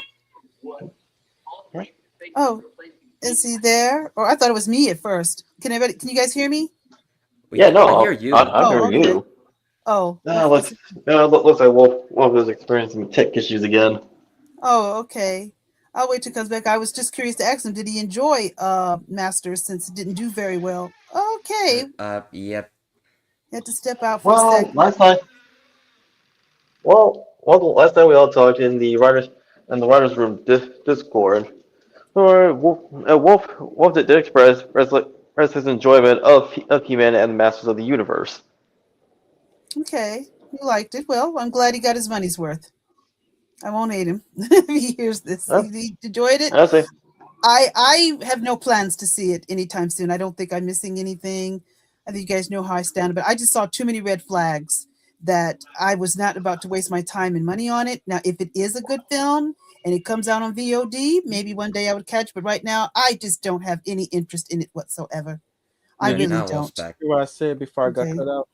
Nope. No, we didn't. No, repeat it.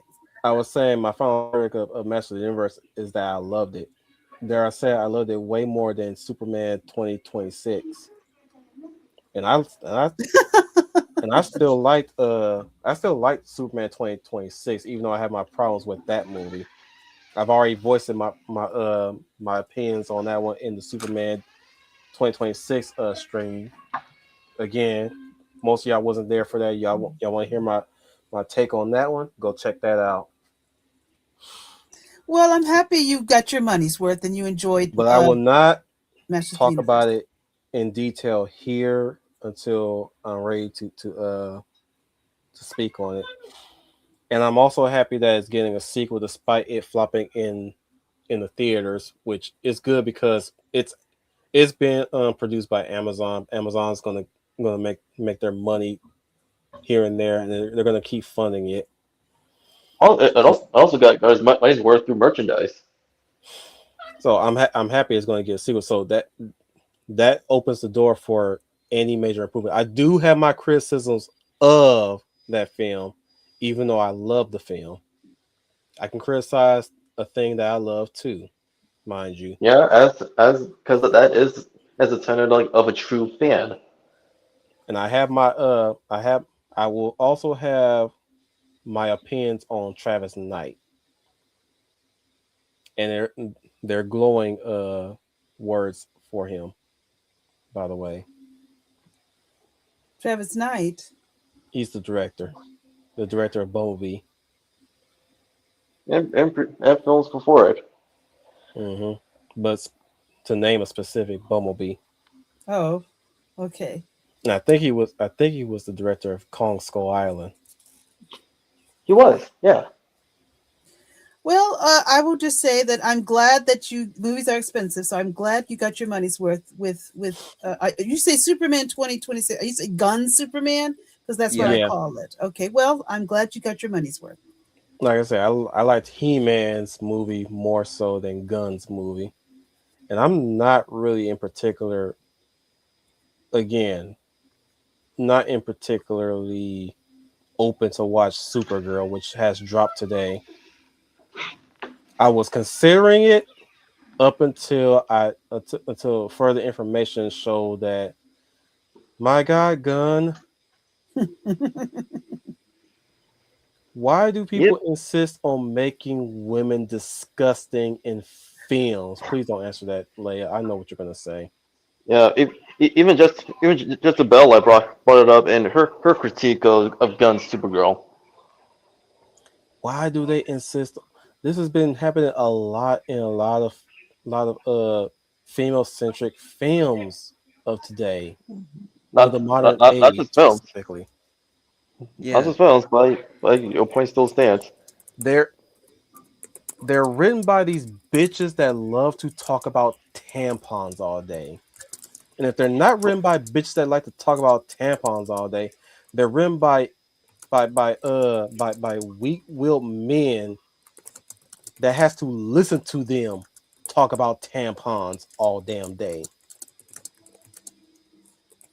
They're written by women who thinks it should be a badge of honor to be open about the disgusting shit that you guys do. No offense, Leia.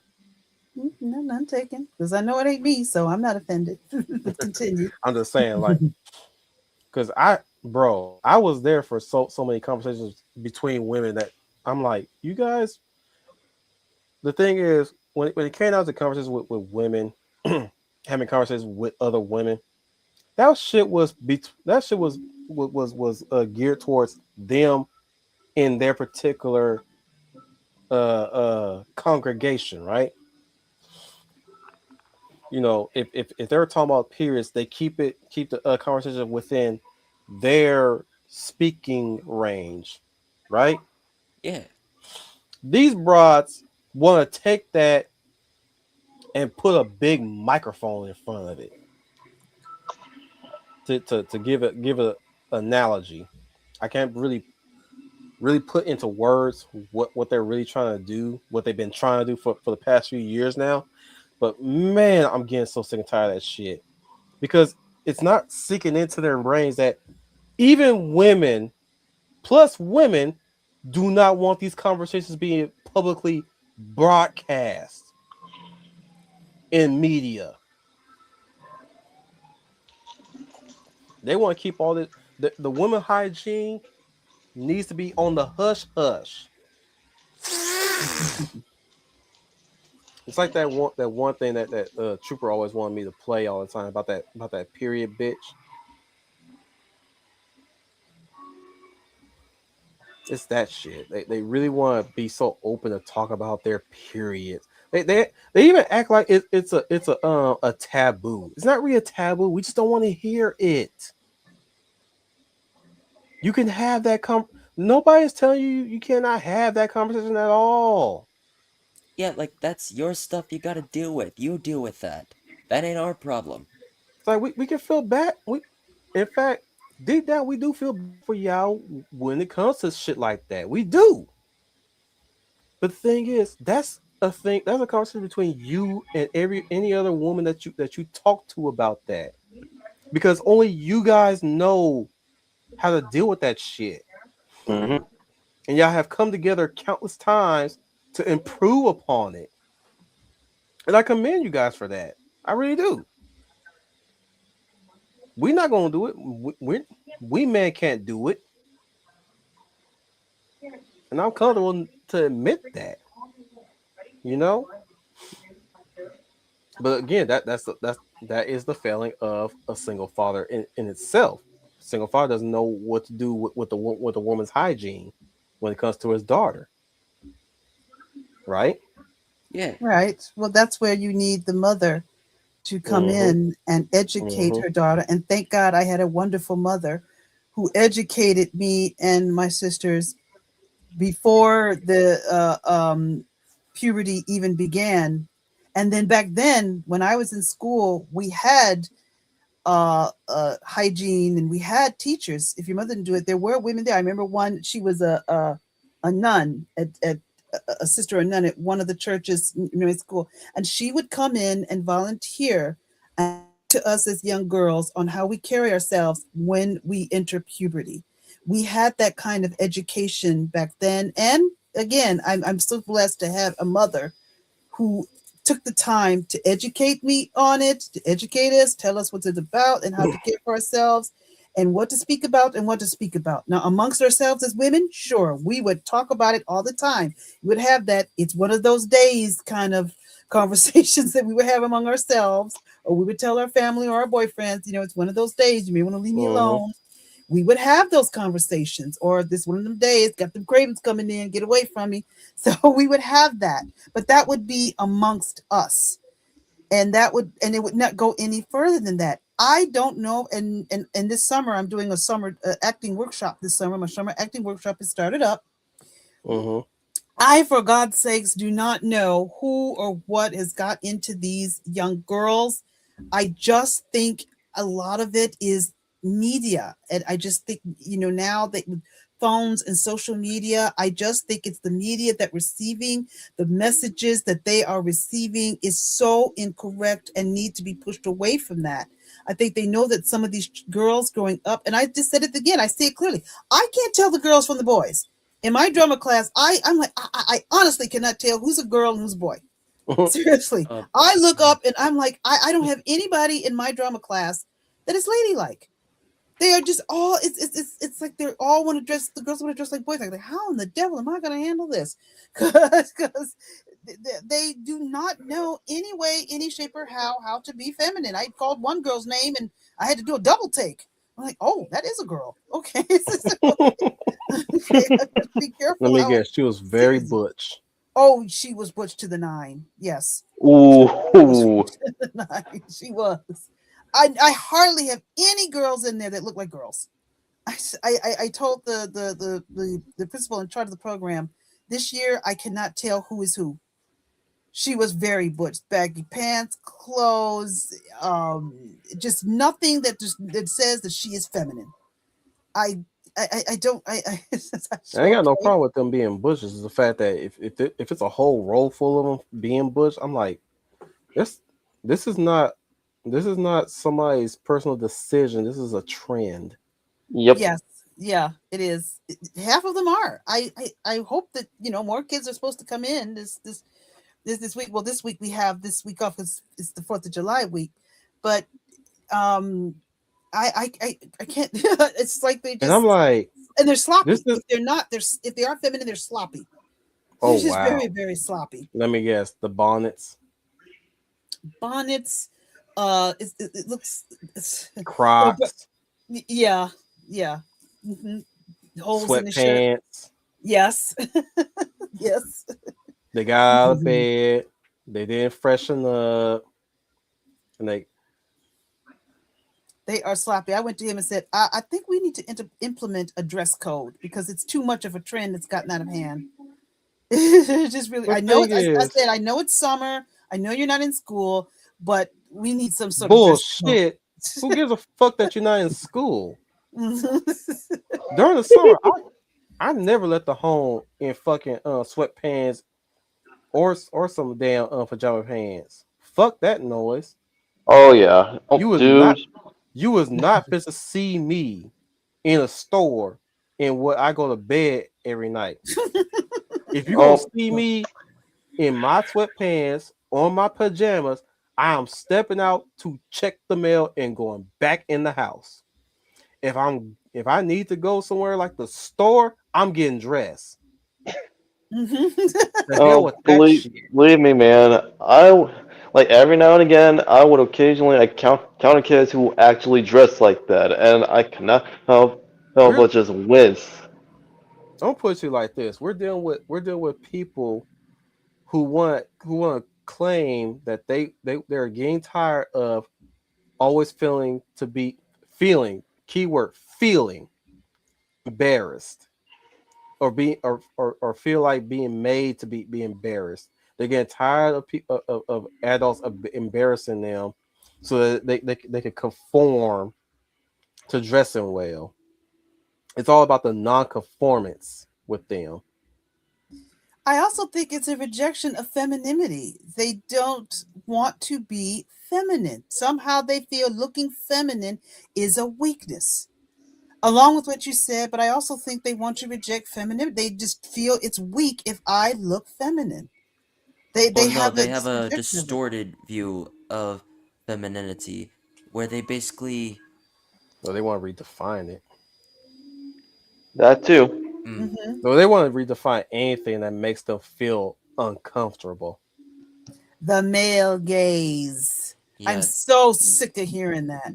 Well, no, Which is anytime bullcrap. anytime they say I feel uncomfortable, they want to try to redefine it. That's the whole thing. It's the fact that the more I feel uncomfortable, we need to change things. No, we don't. No, we don't change things. It is not up to you not to change things. If you want to go around wearing garbage bags for pants, that's you. But that doesn't mean the rest of the women have to follow what you want to do. That's your own self. but oh, you're uncomfortable? Then either suck it up or get out. Yeah, yes. But to come in and rewrite what it means to be a woman because you are not comfortable with yourself or your self-esteem is low, whatever it is that you're dealing with, no, you have no authority over that. But I just think it's the messages that they are getting from, I hate to sound like a broken record, but I think it is seriously coming from the media. Film now, television now is sending the message that being Books. feminine I is mean, weak. Don't forget the books. I mean, shit. When And my mom books. I mean, well, my yeah. mom told I mean, me- do they even read? Do they even read the books anyway? Unless if it's just like a summary on TikTok or somewhat. Yeah, No, they read. No, they read. They read the books, but they read the type of books that it feel like speaks to them, but really it's just critical race theory, moral relativist, postmodernist tripe. Yeah, but even then, would they actually read that? There's some shit out here that a YouTuber video caught my eye. Now people want you to dumb down your writing. Oh yes, yes. I heard. Can you No, make it that easy was my to reaction. Like, read? no, no, no, get I'm out gonna of here with share that that. bull crap. I'm gonna share that in the MeWe chat and the Discord because this is getting the fuck out of hand. Yeah, it's just like, Change, change, change, change, change. Y'all want to change. Y'all want to change shit when you want to feel uncomfortable. No, you need to grow the fuck up. We've gotten Stop, conditioned. stop, yeah, stop being an immature kid. So yeah, even kids, and yet they would even tell kids, what us kids to, like would not would look down at that. yeah, but even then they would tell us to grow up and saying, "Oh, but I'm so uncomfortable with that," and like, bitch, either No, you suck it up or you get out. They're trying to condition us to stupid. I've said this before. I said this the other day when me and the other God, I haven't even heard any of teachers this. I we were haven't even talking. gotten this mad at that ever since I heard those arguments from Anita Sarkeesian. Oh God, And yeah. and others of her ilk. Yeah, The movie Idiocracy is a warning, not an instruction manual. I will. I will margin one correction with Sarkeesian. Sarkeesian was just out to push for more female centric bullshit, but she wasn't really out there to change the language or anything like that in particular. But she was a whole handful in herself too. I ain't gonna ignore that shit because there were some things she did praise that I would, I was like, okay. So you actually give me a visual of what is it that you want for once. What when you're not bashing other games for being sex crazy. Jesus Christ, that trolls versus women shit was so fucking baloney. Very, very Especially when baloney. especially when she attacked the dads of the games, Oh yeah. like Corvo and Joel. I was like, no, why would a dad save his daughter, both biological, adoptive, and figurative daughter, due to a sexual urge? That's nasty. That's disgusting. Yeah, Did you because ever that sounds. notice that? Do you No, ever I notice know. it's I all? noticed that. Do you know it's always their arguments is always about sex? yep. Yeah, like, that sounds like a youth thing. Then That the other sounds very then sus the on other you. side. Yeah, because Yeah, wow, that's very. You're unleashing your inner Freud on top of your projections. Sarkeesian, how dry is your pussy? When the last time it got wet? That's crude, but you're not wrong. I gotta go there because at some point you gotta question when the last time have you been laid?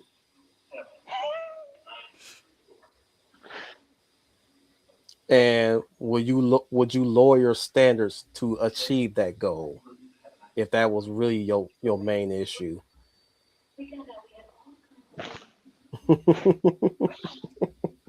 And Because it's funny that they're so horny deep down, but they will not lower their fucking standards to get off. At least, in fact, it's also funny that they go the lowest of the lows when it comes to fetishes, but they will never lower their fucking standards to achieve those fetishes, those fetish cravings with somebody.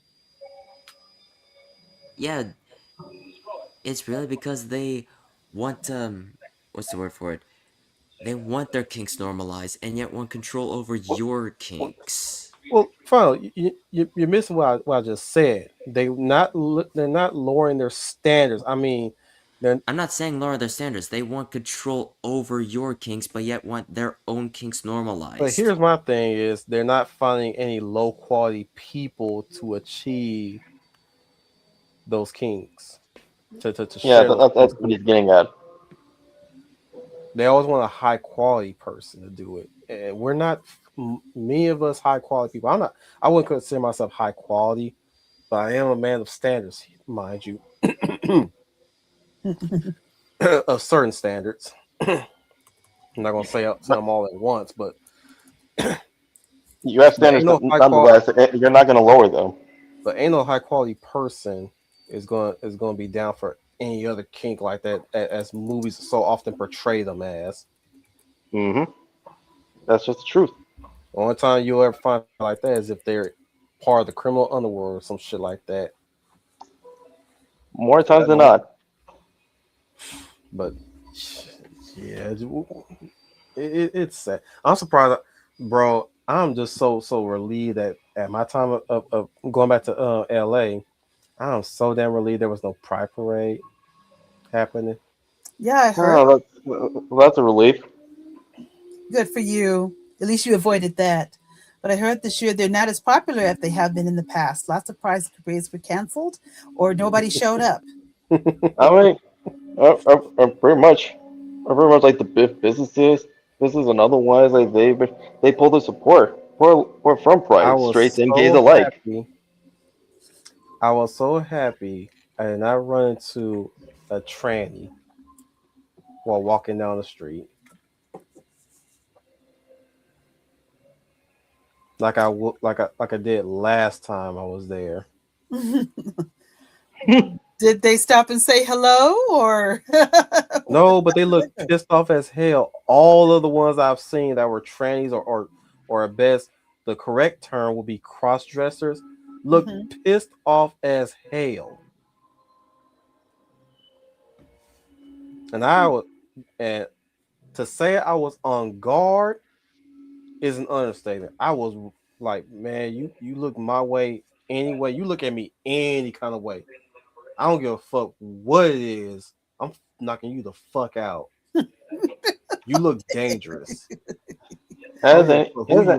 Dangerous. As any rational person would do. Yes. And the cold part is you got the nerve to look like that in the fucking hood. Like you cannot. It's like motherfucker, you ain't brave. You stupid. Trying to be a tranny in the hood. Hell wrong with you? I was seeing so many dressed dudes walking around I was like, you in the fucking ghetto dressed like that, knowing damn well they will fuck your ass up on sight. They know what they're doing.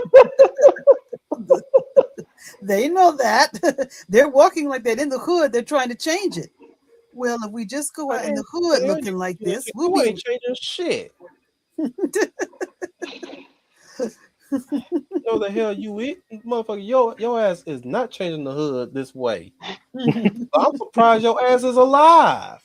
looking the way you do in the hood.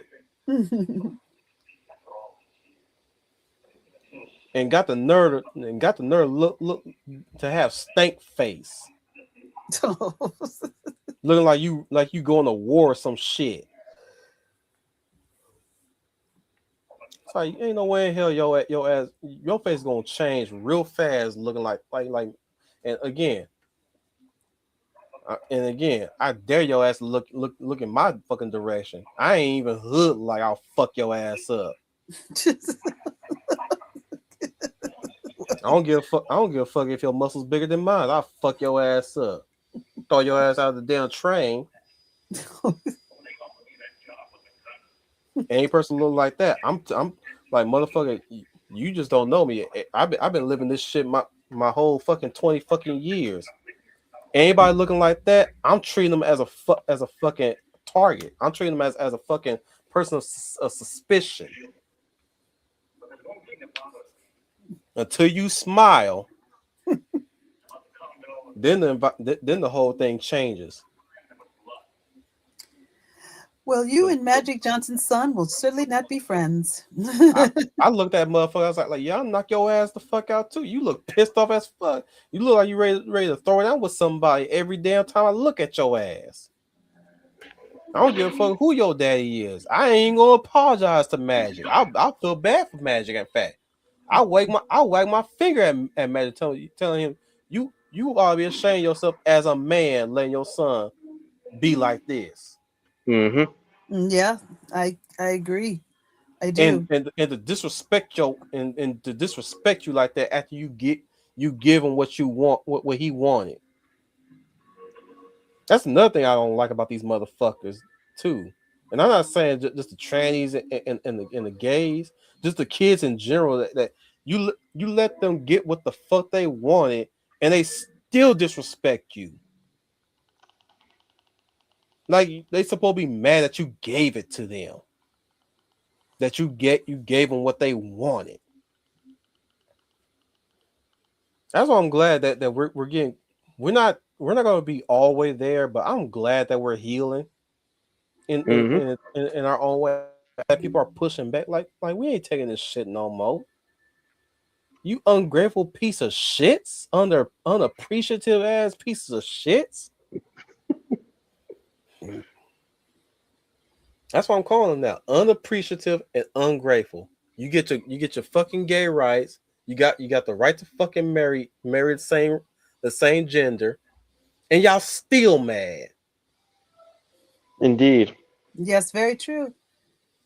They have you have the rights to do what you want to do, but I don't understand why they're still angry when they have the freedom to live the way they choose to live. Nobody's giving them any pushback, but they're still angry. It's that one conversation with Riri Williams and her teacher that fucking who the fuck wrote that damn book? Brian Michael Bendis. Fuck that guy. Fuck that. Fuck you for writing that shit.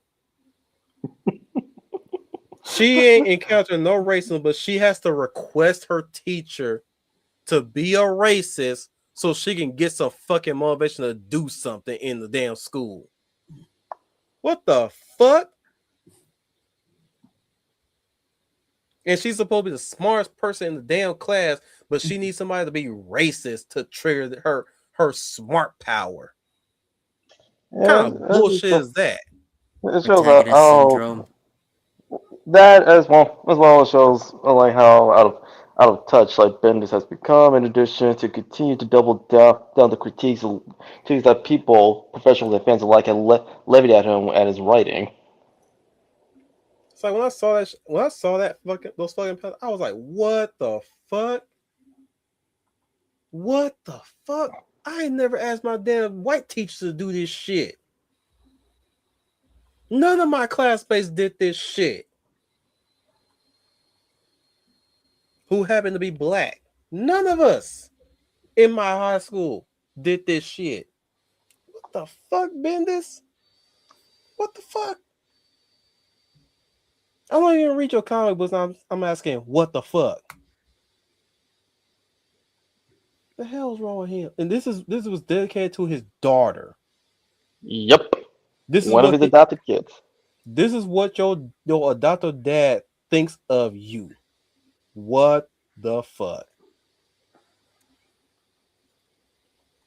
That's disgusting. That is nasty. That is foul. Yeah. Just as well when he turned one of the original X-Men, Bobby J. Gay, and his all new X-Men run. That's disgusting too, but not as disgusting as Riri. Yeah, and the motivation behind her creation. I feel that's way more dubious than Iceman. Iceman is really bad too, mind you. Don't get it twisted. That's really bad, but nah, the whole Riri situation that just for some reason that one just has me fuming, just straight fuming. Oh, not just you. Yeah. Everyone was furious at that. I guess that offends me as a black man. I guess that somebody who writes black people like this, but also get mad. Like I bet she gets mad at other people who don't write black people like this.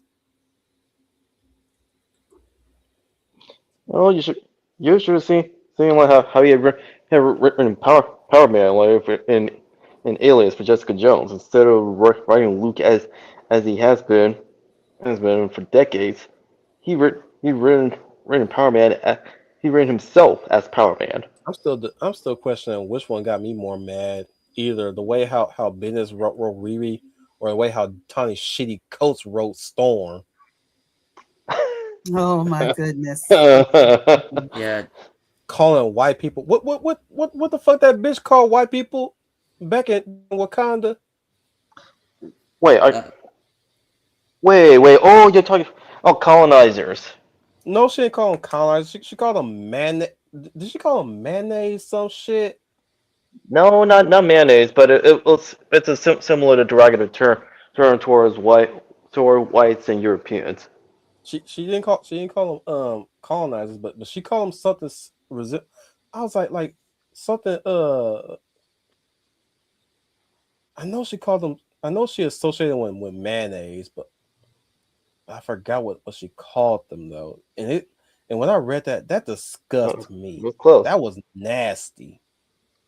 Yeah. That was Well, Storm would never say that about white people. never. No, she never. wouldn't. She works with white people. And Yeah, another. and she I was think people's other entrusted reasons. to be the headmistress of the school by a white guy when he's gone.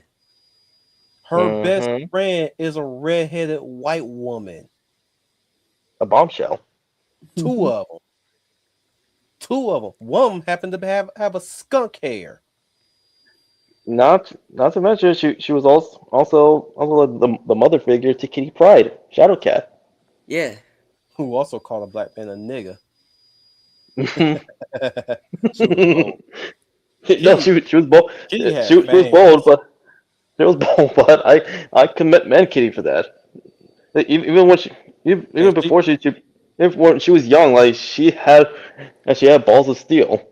Well, shit, she was allowed because the motherfucker that she said it to was a fucking pro black motherfucker, anyways. And I don't like the motherfuckers no way. Sorry, mom. Yeah, you gotta give it to Chris Claremont.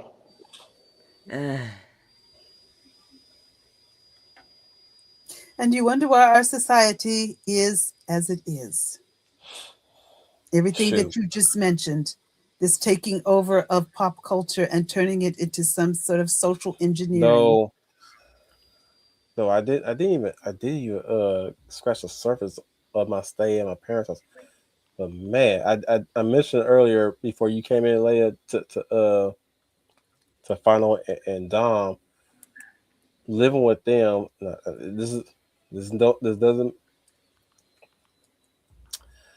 It's not entirely an indictment on them, but it felt similar to like this, like that. It feels like that one white person in a room full of racist white people, namely their parents, that say all kind of shit about people that you care about, right? So imagine, if you will,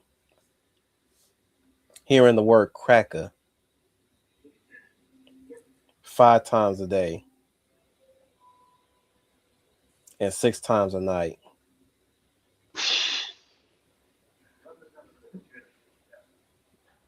Those are You just your want to cover. You just want to cover your ears, but also have some words with them.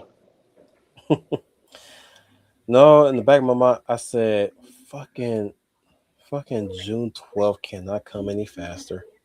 That's supposed to be the day I leave. oh. Oof. Oh, I'm sorry. 'Cause I planned it. I planned the whole trip accordingly. But I was like, man, the longer they keep saying that word, the more I want to leave. But I can't leave because I can't drive. Because if I could drive, I would have been somewhere else. No offense to them. Mm-mm. It's like, what can I say? I'm friends to just about every race that has At least that falls my code of conduct.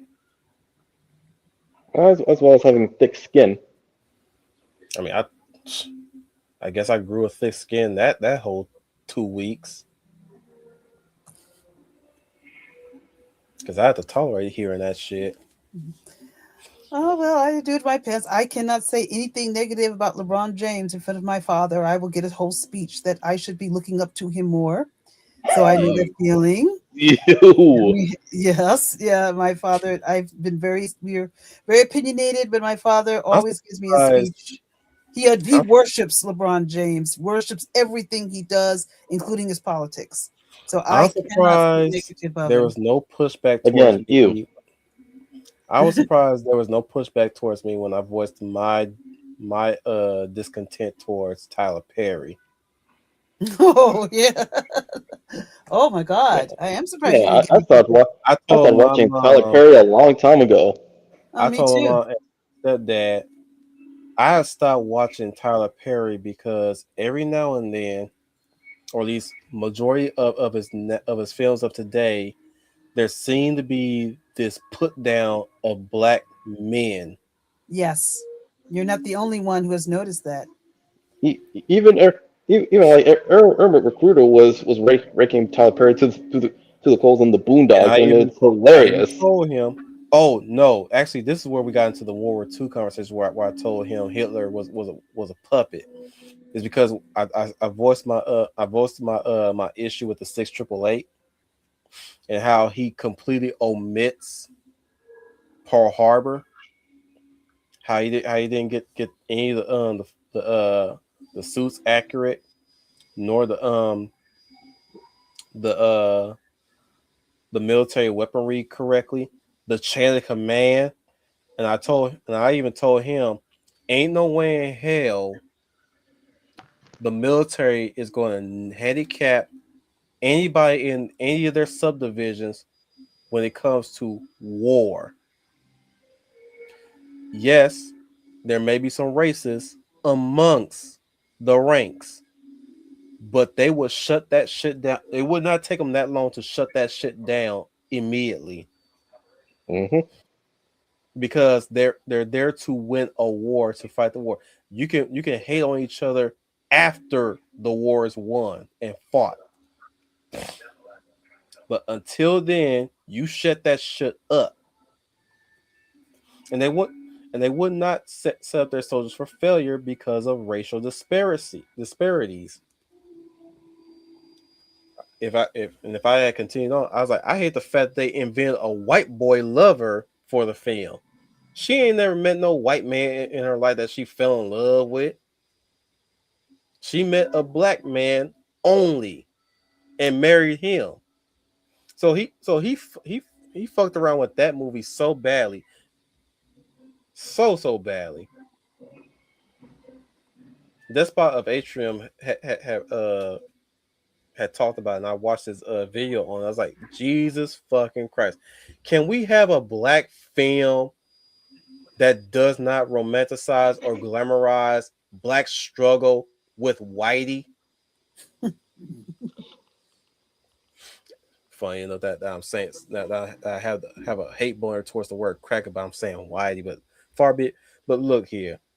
I say that with a term of fucking endearment. But that's my that's No, I H8 makes agree some with you. strong points in that video. I agree with you. same thing with Hidden Figures. Come to find out, there was no fucking racism in goddamn NASA. Sorry, Mapacelli. There That's another weren't. part I gotta apologize to. But like, there's no racism in, like, why would NASA want to kneecap the ladies that are helping the men to get up on the moon? Yeah, that's what. Yeah, I remember that when I first watched the trailer for Hidden Figures. I was like, I knew from my gut feeling that something was off like that movie. And when I looked into the history that it's said to be true, it turned out it was all complete fabrication. And Well, Lord and that's the sad. I can see. I'll let you continue with. That's the sad tragedy. It makes me angry and sad because many people who do not read, we don't read like we used to. Normies will go into that movie and think it as fact, And it's like you said, Mhm. Wolf, there I don't like this rhetoric of everything wrong in your life is because of the white man. That's your problem. That's your enemy. That's the one that's out to get you. And that's a lie. And my lord, the respectable lady that Taraji P. Henson was portraying in that film, and they gave her a ghetto nickname during that movie. Wow. What the fuck they call her again? Triple G or some shit like that? I Something, forgot. something along those lines. Let's go with that. They call her Triple G or some shit like that. And I'm like, ain't no way in hell a scholarly woman of her stature would have a fucking ghetto ass nickname, especially in the damn school. When was the moon? When was the moon race again? It was during the 60s. Ain't no way in hell somebody's gonna name their child a nickname like that at that time. This No. ain't the fuck. Mm-mm. This ain't the fucking 80s and 90s. I was No, like, they ooh, would. that was getting on my fucking nerves hearing that shit constantly, especially amongst the black women. These black women that are well dressed, well permed, well groomed, and like these bitches ain't from the fucking hood. Trying to make them into hood bitches. What kind of shit is that? So that's not. And this wasn't this one. Was this one? Wasn't this one written by a white man? But Hidden Oh, Figures? I thought it was written by a woman. Was it a Am I white wrong? yeah. woman? Yeah, I think so. I don't think a Oh black woman fuck wrote no! that.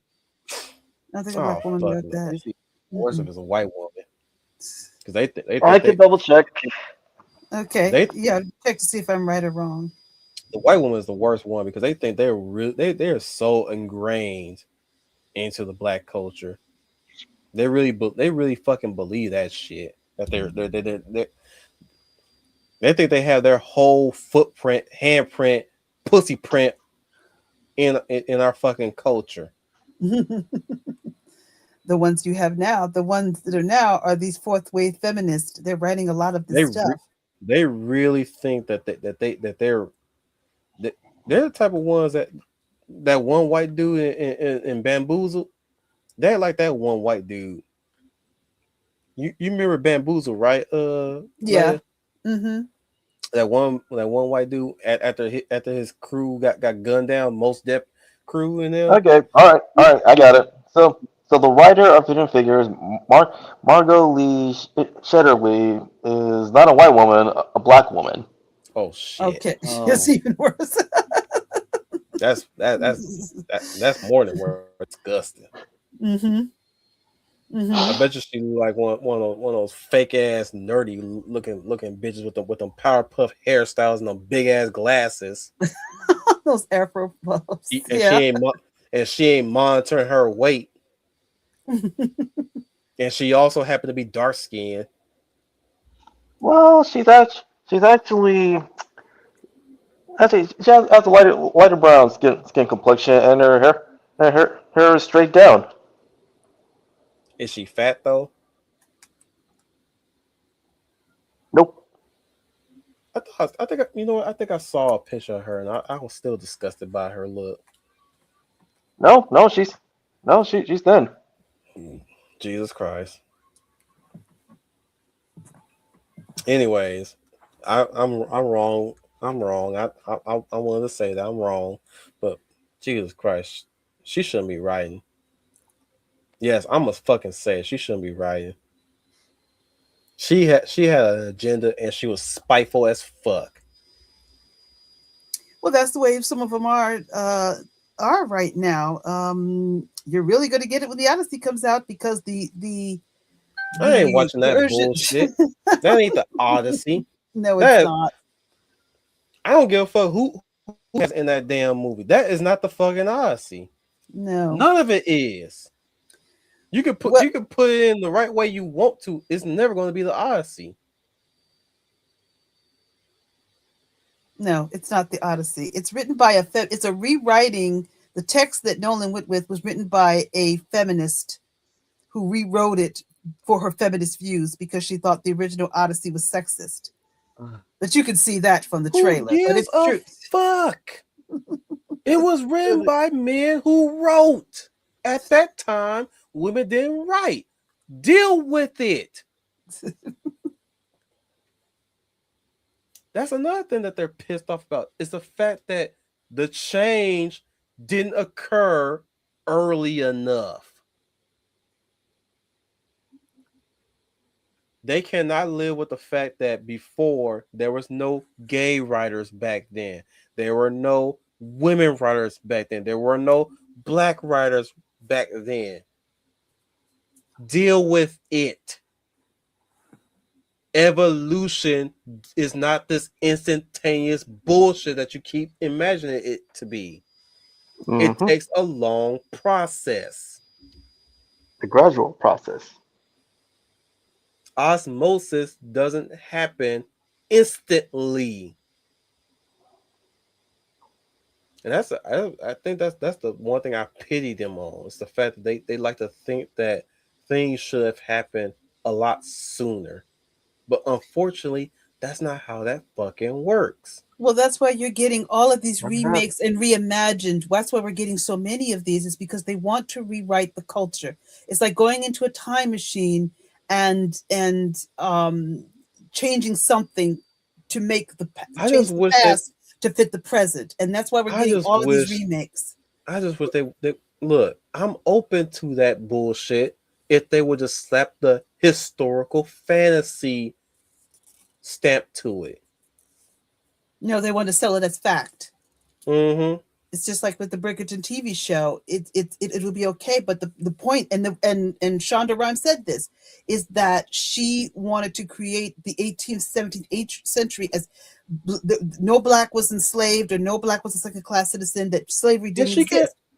And she can have that if it was historical fantasy. But she's selling it as a fact, and that's the problem. I see what you're saying. I get what you're saying. Historical fiction. Yes. Actually, I had a few classmates of mine, like when I was on the college, that talked about Bridgerton. Then and my research was, you realize there's this TV show is not only overrated, but this is a clear case of historical revisionism. Even if it is historical fiction. Even if it were historical fantasy, it still would not be all that great. No. Doesn't matter. They can have it so long as it's historical. I'm just saying, they can have what they want to have. Just don't treat it as historical fact. Mm-hmm. If you want to write a fantasy, fucking write a fantasy. Mm-hmm. If you want fantasy drama, go ahead and do that. Nobody is stopping you from doing that. My issue is they are trying to rewrite history. Exactly. That you hit the nail on the head. That's exactly what they're doing. They're not doing what you say. They're trying to merit it as correctivism. Yes, that's why you're getting all of this. That's why you're getting all these remakes, reimagines, redoing, because they feel they need to correct it. It's corrupted. It's not what it's supposed to. It's not the narrative. So let's go back. Let's rewrite this stuff. They know that we've been conditioned to stupid. People don't read like they used to, and they'll go sit in the movie theater and go, that's exactly how it went. That is exactly the fact. And they won't look up for themselves, knowing what they're looking at is, like you said, historical fantasy. But they're pushing this as it's for the culture. Bitch, you're erasing your own fucking culture. Get the fuck out of here with that shit. You are. You're erasing your own culture just so that you want to play with somebody else's culture, to just to be included in somebody else's culture. And the more you do that, the more you keep that shit up, you're gonna have a heavy case of identity crisis. Yep. You were saying, Final? Oh, I'm sorry, Wolf. I thought that's where it's going to lead to at this point, is the fact that they're gonna completely lose their sense of identity. Yes, that's the scary thing. Because you are selling this almost shamed of your history. History may not be likable or kind, but it is truth and it is fact.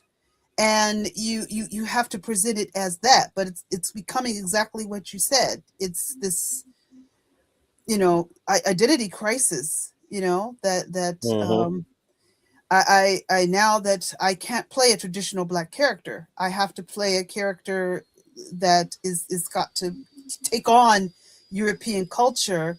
Everybody talking with British accents, nothing against British accents, but that's kind of what they're selling you as, and it's the only way for you to be acceptable or to be this. You have to adopt this because Amazon has a wonderful movie about free women of color pre-Civil War, and nobody's talking about it, and nobody's telling the story. And it's a true story. There were free women of color, but they were of mixed race. They were the children of the white slave owner and the Black woman, and I mean the Black slave. But some of them were free. There were some, but I said to myself, nobody is telling the story. Nobody wants to tell this story. It's in New Orleans, and it's a beautiful story. But I said this will make a great movie because it is fact, but nobody wants to say it. They don't want to tell that. They want to take the Black characters and make them Caucasian, and that's the problem. Huh. It's a wonderful story. It's a true story. If I get the title of it, I'll pass it on. But it's on Amazon Prime, and it's City of Love or something of Love, it's about free women of color in New Orleans pre-Civil War, and there were women. They were mostly mixed race, and these mixed race women had their own homes and they had money, but no one's telling this story. There was a time when they were that. Now the only thing was their marriages were arranged. Mm-hmm. So you were a free woman. You were still free, but your marriage was arranged, and mostly it was the white I'm male also so sick and tired of that phrase of color. or black Yeah, women. Oh, me okay. too. Do you want me to say black women? I can say black women. Yeah, You that's basically Okay. how they would just describe basically anyone that is black, and they say yes, like person of color, just say black. yeah, Well, black women. my Yeah, real quick, my issue with the whole of color thing is the fact that it doesn't really narrows down who or what race are you specifying. that's That's true. the issue. Yes, Because that's true. that label is slapped on every other person that is not white, brown, Mm-hmm. But see, Mexican, they've deconstructed that. You're correct. Both of you, funny, you are right yellow, about that. They've Asian, deconstructed that. lightest brown, Middle Eastern, darkest brown. It's Indian. That's why Cleopatra's heritage is such controversial because Cleopatra was not a black Nubian or ebony woman. She was of color, but she wasn't what they're trying to portray her as. Mm-hmm. She was Yeah, real, yeah, if She, there was like Candle. she's Egyptian. She's Egyptian Mesopotamian. right. yeah, Yes, and her skin was tan, as many of the Egyptians and the Romans were, because when you're out in the sun all the time, your skin's gonna get a tan. right. Mm-hmm. Yeah, you're going to get a 10. And I said, for the life of me, in the years that I've been alive, I cannot understand why the black community insists on making Cleopatra. I want to tell them, I'm sorry, everybody, but she is not a dark skinned woman. She's tan, but she's not dark skinned. Why are you passing this on? Because they want to feel like they want to be like included, when really just feels like Well, inserting no, yourself hang in on, one. Carmen. Hold on, let me finish. Go ahead and finish. I'm gonna correct you real quick, but go ahead. It feels like it's the equivalent of inserting yourself in one point in history, like it's a and just rewriting it like it's a freaking fan fiction. Let me give you the correction. The correction is this. No, they just believe that because if it's in Africa, then automatically means black people, which is not what's the case. Right, Mm-hmm. Especially when right. you look at the top of Africa and notice that it's fairly close to Asia and many other European states like Greece and the Middle East. Mm-hmm. So with that being said as well, hardly any African ever built a boat seaworthy. They were only river worthy, right? Yep.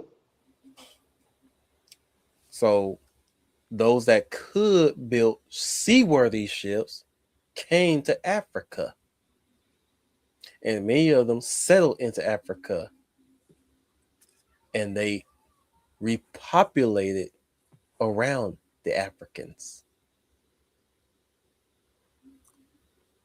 Whether you want to believe it or not, that is the truth. There were Middle Easterns there. There were a lot of Greeks there, and Romans. There was a lot of mixing within Africa.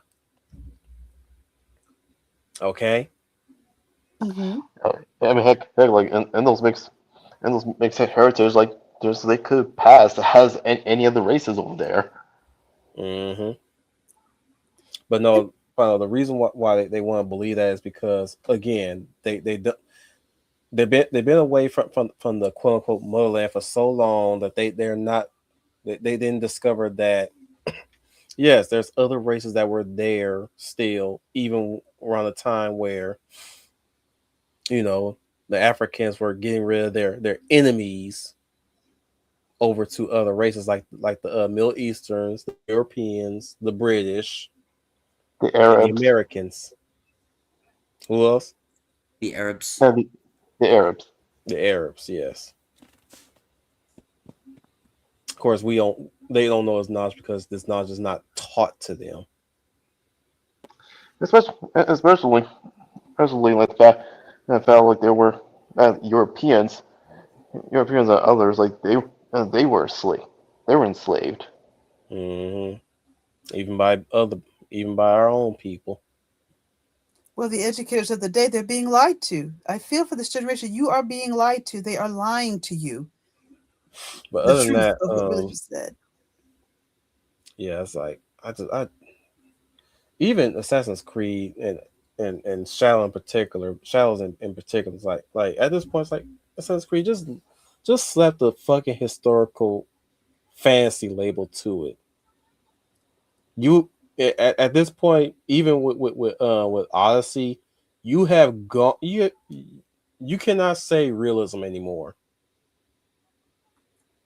or based on historical facts. Fuck off with that shit now. Yeah.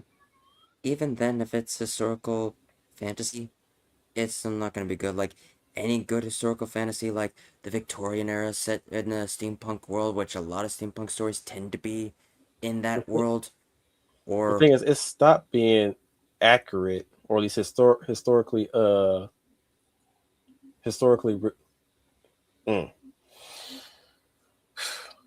stopped being historically accurate the moment the aliens showed up in 2. Oh yeah. So y'all can drop that. Y'all need to drop that shit down now. The aliens are here at this point. Like it's historical fantasy now or historical sci-fi now.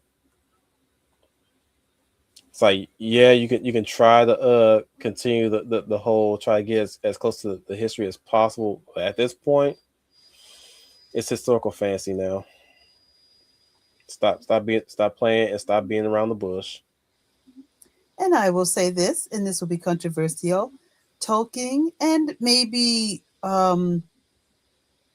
Martin of Game of Thrones, and you can correct me if I'm wrong here, based many of their stories and facts on European culture and history. So I'm very sorry for all of you out there who are very upset that there were no black dwarfs or elves or Targaryens, flying dragons who are not of color, because these stories were based on European history and folklore. So please stop inserting black people into these stories because there were none back then, and you're just going to have to swallow that pill. Well, here's the thing. They do exist. They just don't exist as elves or Targaryens or Westerosis. Well, they exist elsewhere in a different continent. and it's a shame that then why didn't tell that story. That's the Yeah. sad thing, you know. And not to mention, a lot of fantasy stories tend to be based around, take their inspirations from medieval Europe, sometimes Yes, Germany too. Shit, there yes. is, and believe it or not, there is black people in Conan. They just don't exist in the regions that Conan happened to visit. Or at least they're not there. He will have to visit a region where they do preside in. Because he's an adventurer. He does travel. Eventually, Mhm. he's going to have upon one of these these spots where Nubian people exist or preside in. But I think we've covered enough tonight. I said Yes, it all is. I had to say. Oh, hey, oh wow. Red started talking a lot more now. Let's go to his comments real quick. Yeah, that sucks. Sorry about that, dude.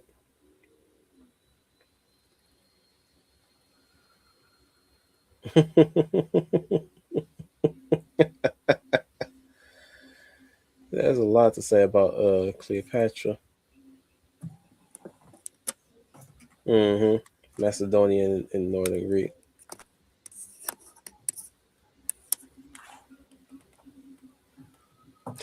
He says, "Do people want It's even to celebrate the hilarious. fantasy of being a woman of color when she also had enslaved many Africans and Middle Easterns?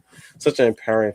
That's another thing that bugs me. Is like they always want to What? turn very horrible figures into black people too, and they, you know what, they probably okay with that What? shit because they want the power fantasy of owning other people. Like that's revenge for what they did to our people. It's like no, it's not the way. Yeah, I just yeah. remember the interview with a That's not production consultant who tried to tell the studios to not make Woman King for historical dishonesty. because because do you know who started the whole homie and their atrocious actions? It was the French. I gotta It was say the French this now army. that, It was the French now he's army being a Woman that King. stopped them. Now he's being a Woman King. I gotta say this. I am very disappointed in Lupita Nyong'o. Very disappointed. She dropped Woman King for the right reason, mind you. Right reason. She dropped the Woman King because she researched the history of the Dahomey, and she dropped that because she did not want to take part in a production that romanticized the Dahomey and make historical lies about them. Which good on her on that. But I cannot Yeah. forgive her for joining on this production of the Odyssey to play Yeah, Helen of Troy. Oh yeah. yeah. Like That's the odd. Lupita, you did so well in dropping out Woman King, but you shot yourself in the foot by doing this. That is not to say I'm not going to support her in any other movie that she's going to probably be in, but count this as strike one. Strike one on that one. I was like, damn, at least Letitia Wright. At least Letitia Wright is consistent to some Mm-hmm. extent. Mm-hmm. I was like, damn, I want to lump you two together on being consistent because Letitia Wright is consistent. You know, she still played a part in Wakanda Forever, but like, I can still respect her. I can still respect her integrity. You know, to some degree. But Lupita Nyong'o, I was like, girl, what the fuck? Seriously, you say yes to this?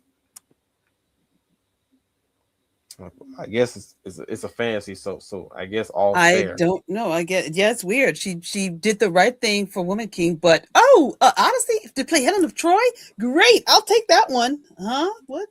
Whatever. Yeah, that's she getting strange to me. Maybe because she needs the money. And if that's the case, I still frown upon her on that one too. I can't really say I can't really say I put my step on approval on that when it comes down to shit like because any other person that did that, you know, I was like, look, understandably, money is greed, but at the same time, you still need money to survive. Any other time, I would have been like, yeah, go, fuck it, make that money. I can't really argue with that. But this, if this is still the case, if that's still the case, my response is I'm still disappointed in you, especially with the pushback that I'm hearing, especially with the pushback. Oh yeah, like even like the Greeks, they'll push. They were pushing back against Christopher Nolan's Odyssey. And I'm glad they did. I'm glad they stood up for themselves. I applaud Yeah. them, and they I wrote mean, that letter we to saw. him. I'm glad they did. I mean, we saw this. So with the Woman King, where Egypt like threw the book at them. But now we're seeing it again. This time with the Odyssey. Greek culture is a culture. It is a culture because basically Nolan and Hollywood told them, well, you don't count. You're not a culture. They are a culture. So I am glad they stood up for themselves. It is. I'm just saying, like, where do they get off on making up these they get off on this made up hypothetical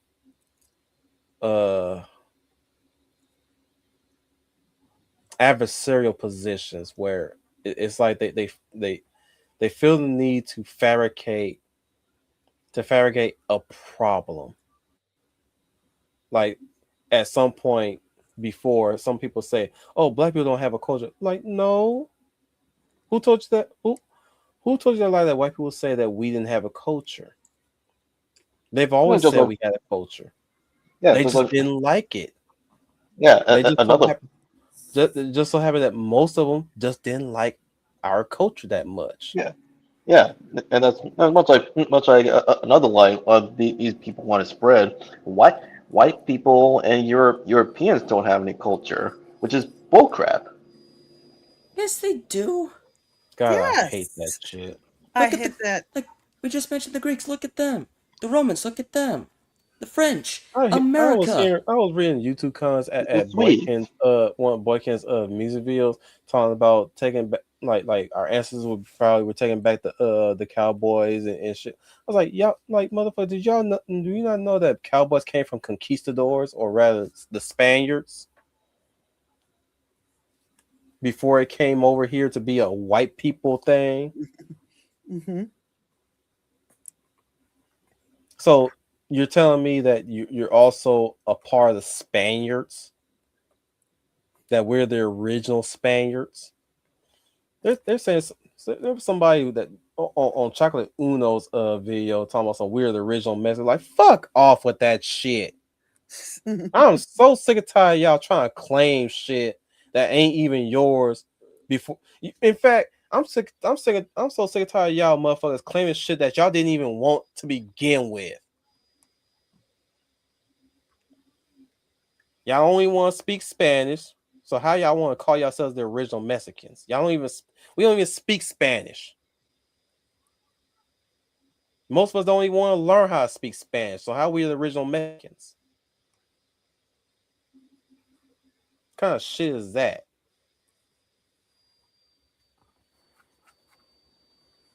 So true. I read somewhere, even read that I don't know, I think it's Whoopi Goldberg made a speech, or she went on a rant. I guess she was trying to get on House of the Dragon. She wanted to play royalty, but they wouldn't let her. Always having And she was angry When she because she not said, having "You a saying?" rant? She said, because I'm black, I can't play I can't play on Game of Thrones, or I can't play the ones with the control the dragons. What do they call again? The Targaryens. Targaryen. She wanted to be a Targaryen. Targaryen. She said, "You saying I can't be a Targaryen because I'm black?" I'll Mind try you, to not find all, it. mind you, not all of the Targaryens knew how to control dragons. Okay, I'm sorry. I don't know the show very well. That's just the No, first thing that that ain't comes a to my show head. thing. That's a book thing. It's a book thing. Oh, okay. Forgive It me. was a I thing. don't know that. I don't know that world very well. No, don't apologize. So, Don't apologize. You just don't know. You didn't know. You don't know. Now you know. We're just telling you that not all of the Targaryens control dragons. Okay. Thanks. Just the ones that had a strong lineage tracing back to the 3 dragon riders.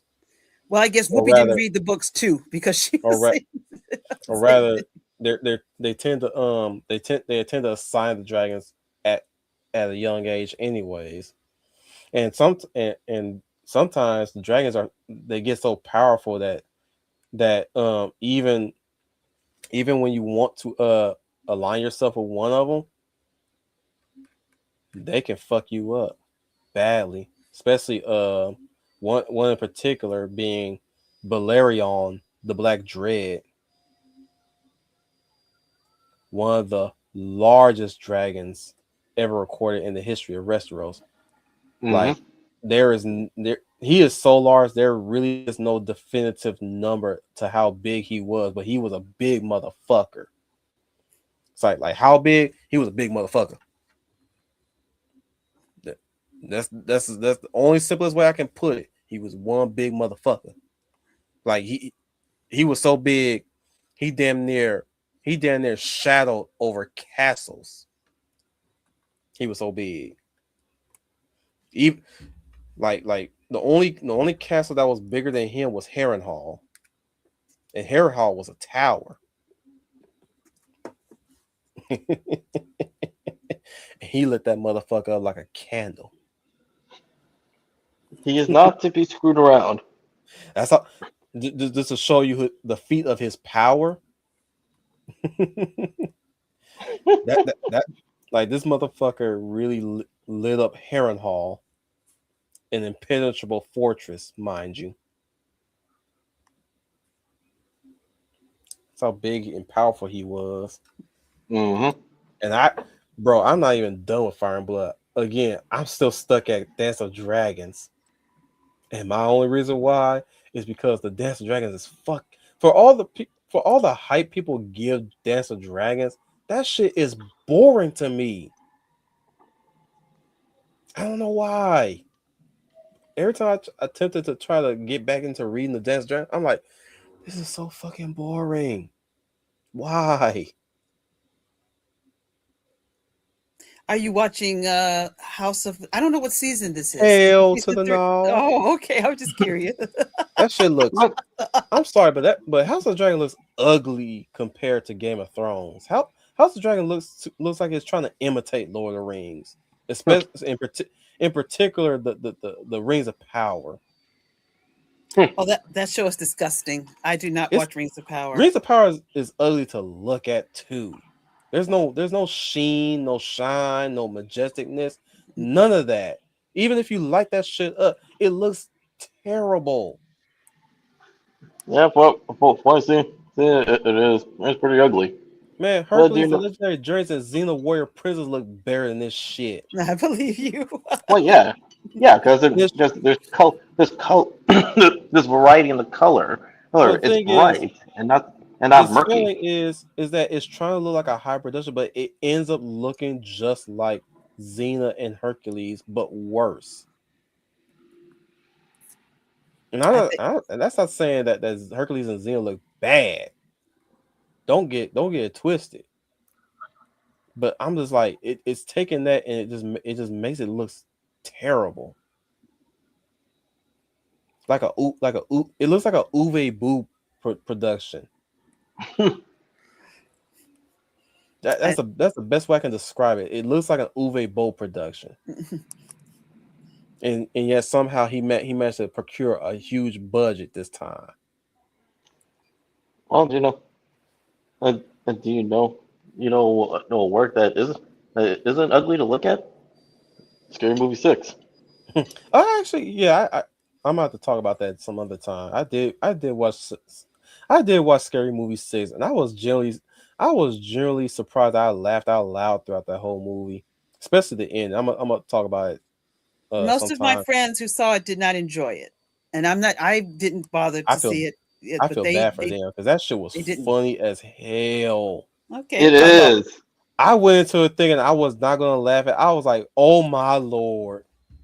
And it's only because I was understanding the parody that they were. But it's not as making the money that they thought it would. It's not doing very well. Fair. I don't think, to be honest, I don't think the Wayans care. They wanted to make this movie the way they want it, and they want their friends back in the game too. Mm-hmm.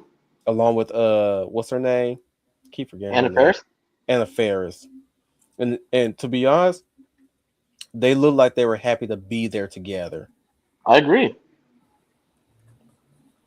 Except for maybe the new bloods that were playing the kids. They probably weren't there. They look like they were miserable on that production, but not the old crew. The old crew looked like they were happy. It's like they invited their kids to a family reunion that they didn't want to be a part of. And I was like, like to be honest, I don't feel bad for you motherfuckers. I don't. I really don't feel bad for y'all. You don't. We don't choose our family, so deal with it. I'm sorry, deal with it. Mm-hmm. I'd like to thank everybody for being here. Those none of y'all, because it's late, and those none of the motherfuckers that kept popping in and out. Well, they weren't this time around. Thank God. Maybe the bots are finally going away. But I'm sorry that I took up too much of the whole stream just ranting and raving about my time in LA, but I had to get off my chest. Okay? But we'll be returning back to our usual stuff, and coming up in our movie spotlight, we are definitely talking about the biopic Michael. Oh yes. I have seen Michael. I have seen it twice. Me too. That is another movie I've seen. I saw twice. I saw Project Hail Mary twice. We'll definitely talk about Project Hail Mary as well.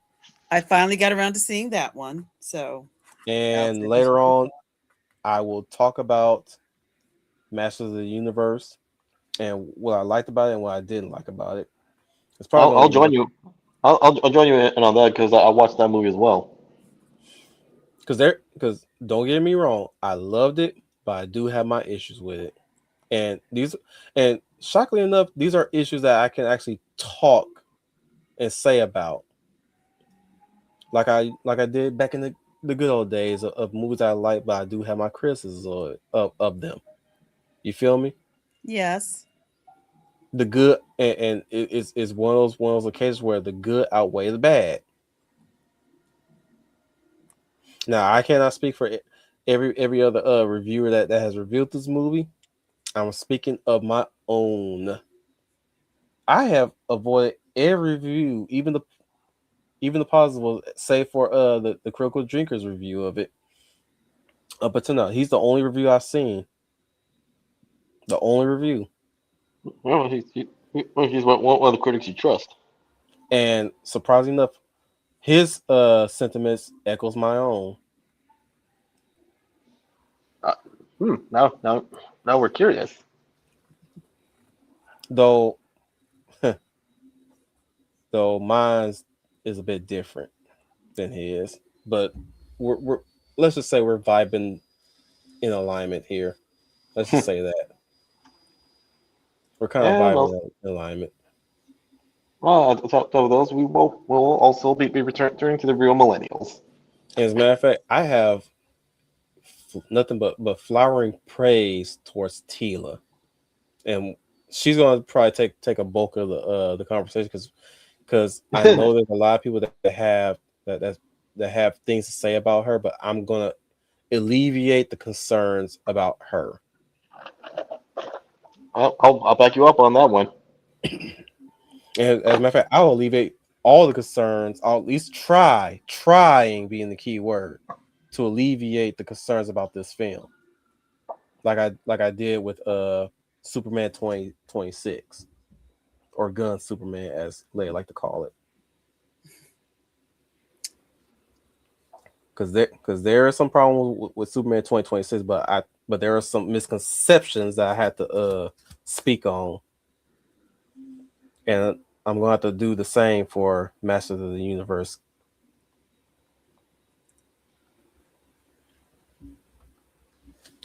So, with that being said, the Hound of the Sardonic Pal. Thank you everyone for joining us on tonight's live stream. Make sure you stay tuned for for our summer episodes for Movie Spotlight as well as the Real Millennials. Hope you all have a good rest of your night. So until then, This is Hamlet South Downey Powell signing off. And remember, keep up the good fight of maintaining hope, idealism, and optimism alive in the world. Because remember, cynicism and nihilism are for losers. The Warrior of Life Final Fantasy Fan 12. Well, that about does it for this video. Thank you guys so much for watching. If you like what you saw, click like and subscribe and share with your family and friends. And make sure you ring that notification bell. That way you get notified of our latest videos. Once again, thank you guys so much for watching. This is Final Fantasy Fan 12 signing off. And remember, may the light forever shine upon us. Man, you sound happy to be back. Oh, You sound so happy to be back. Listen to that voice. I miss that voice. oh. He sounds so happy to be back. I love it. I love it. Hope he keeps that same energy going forward.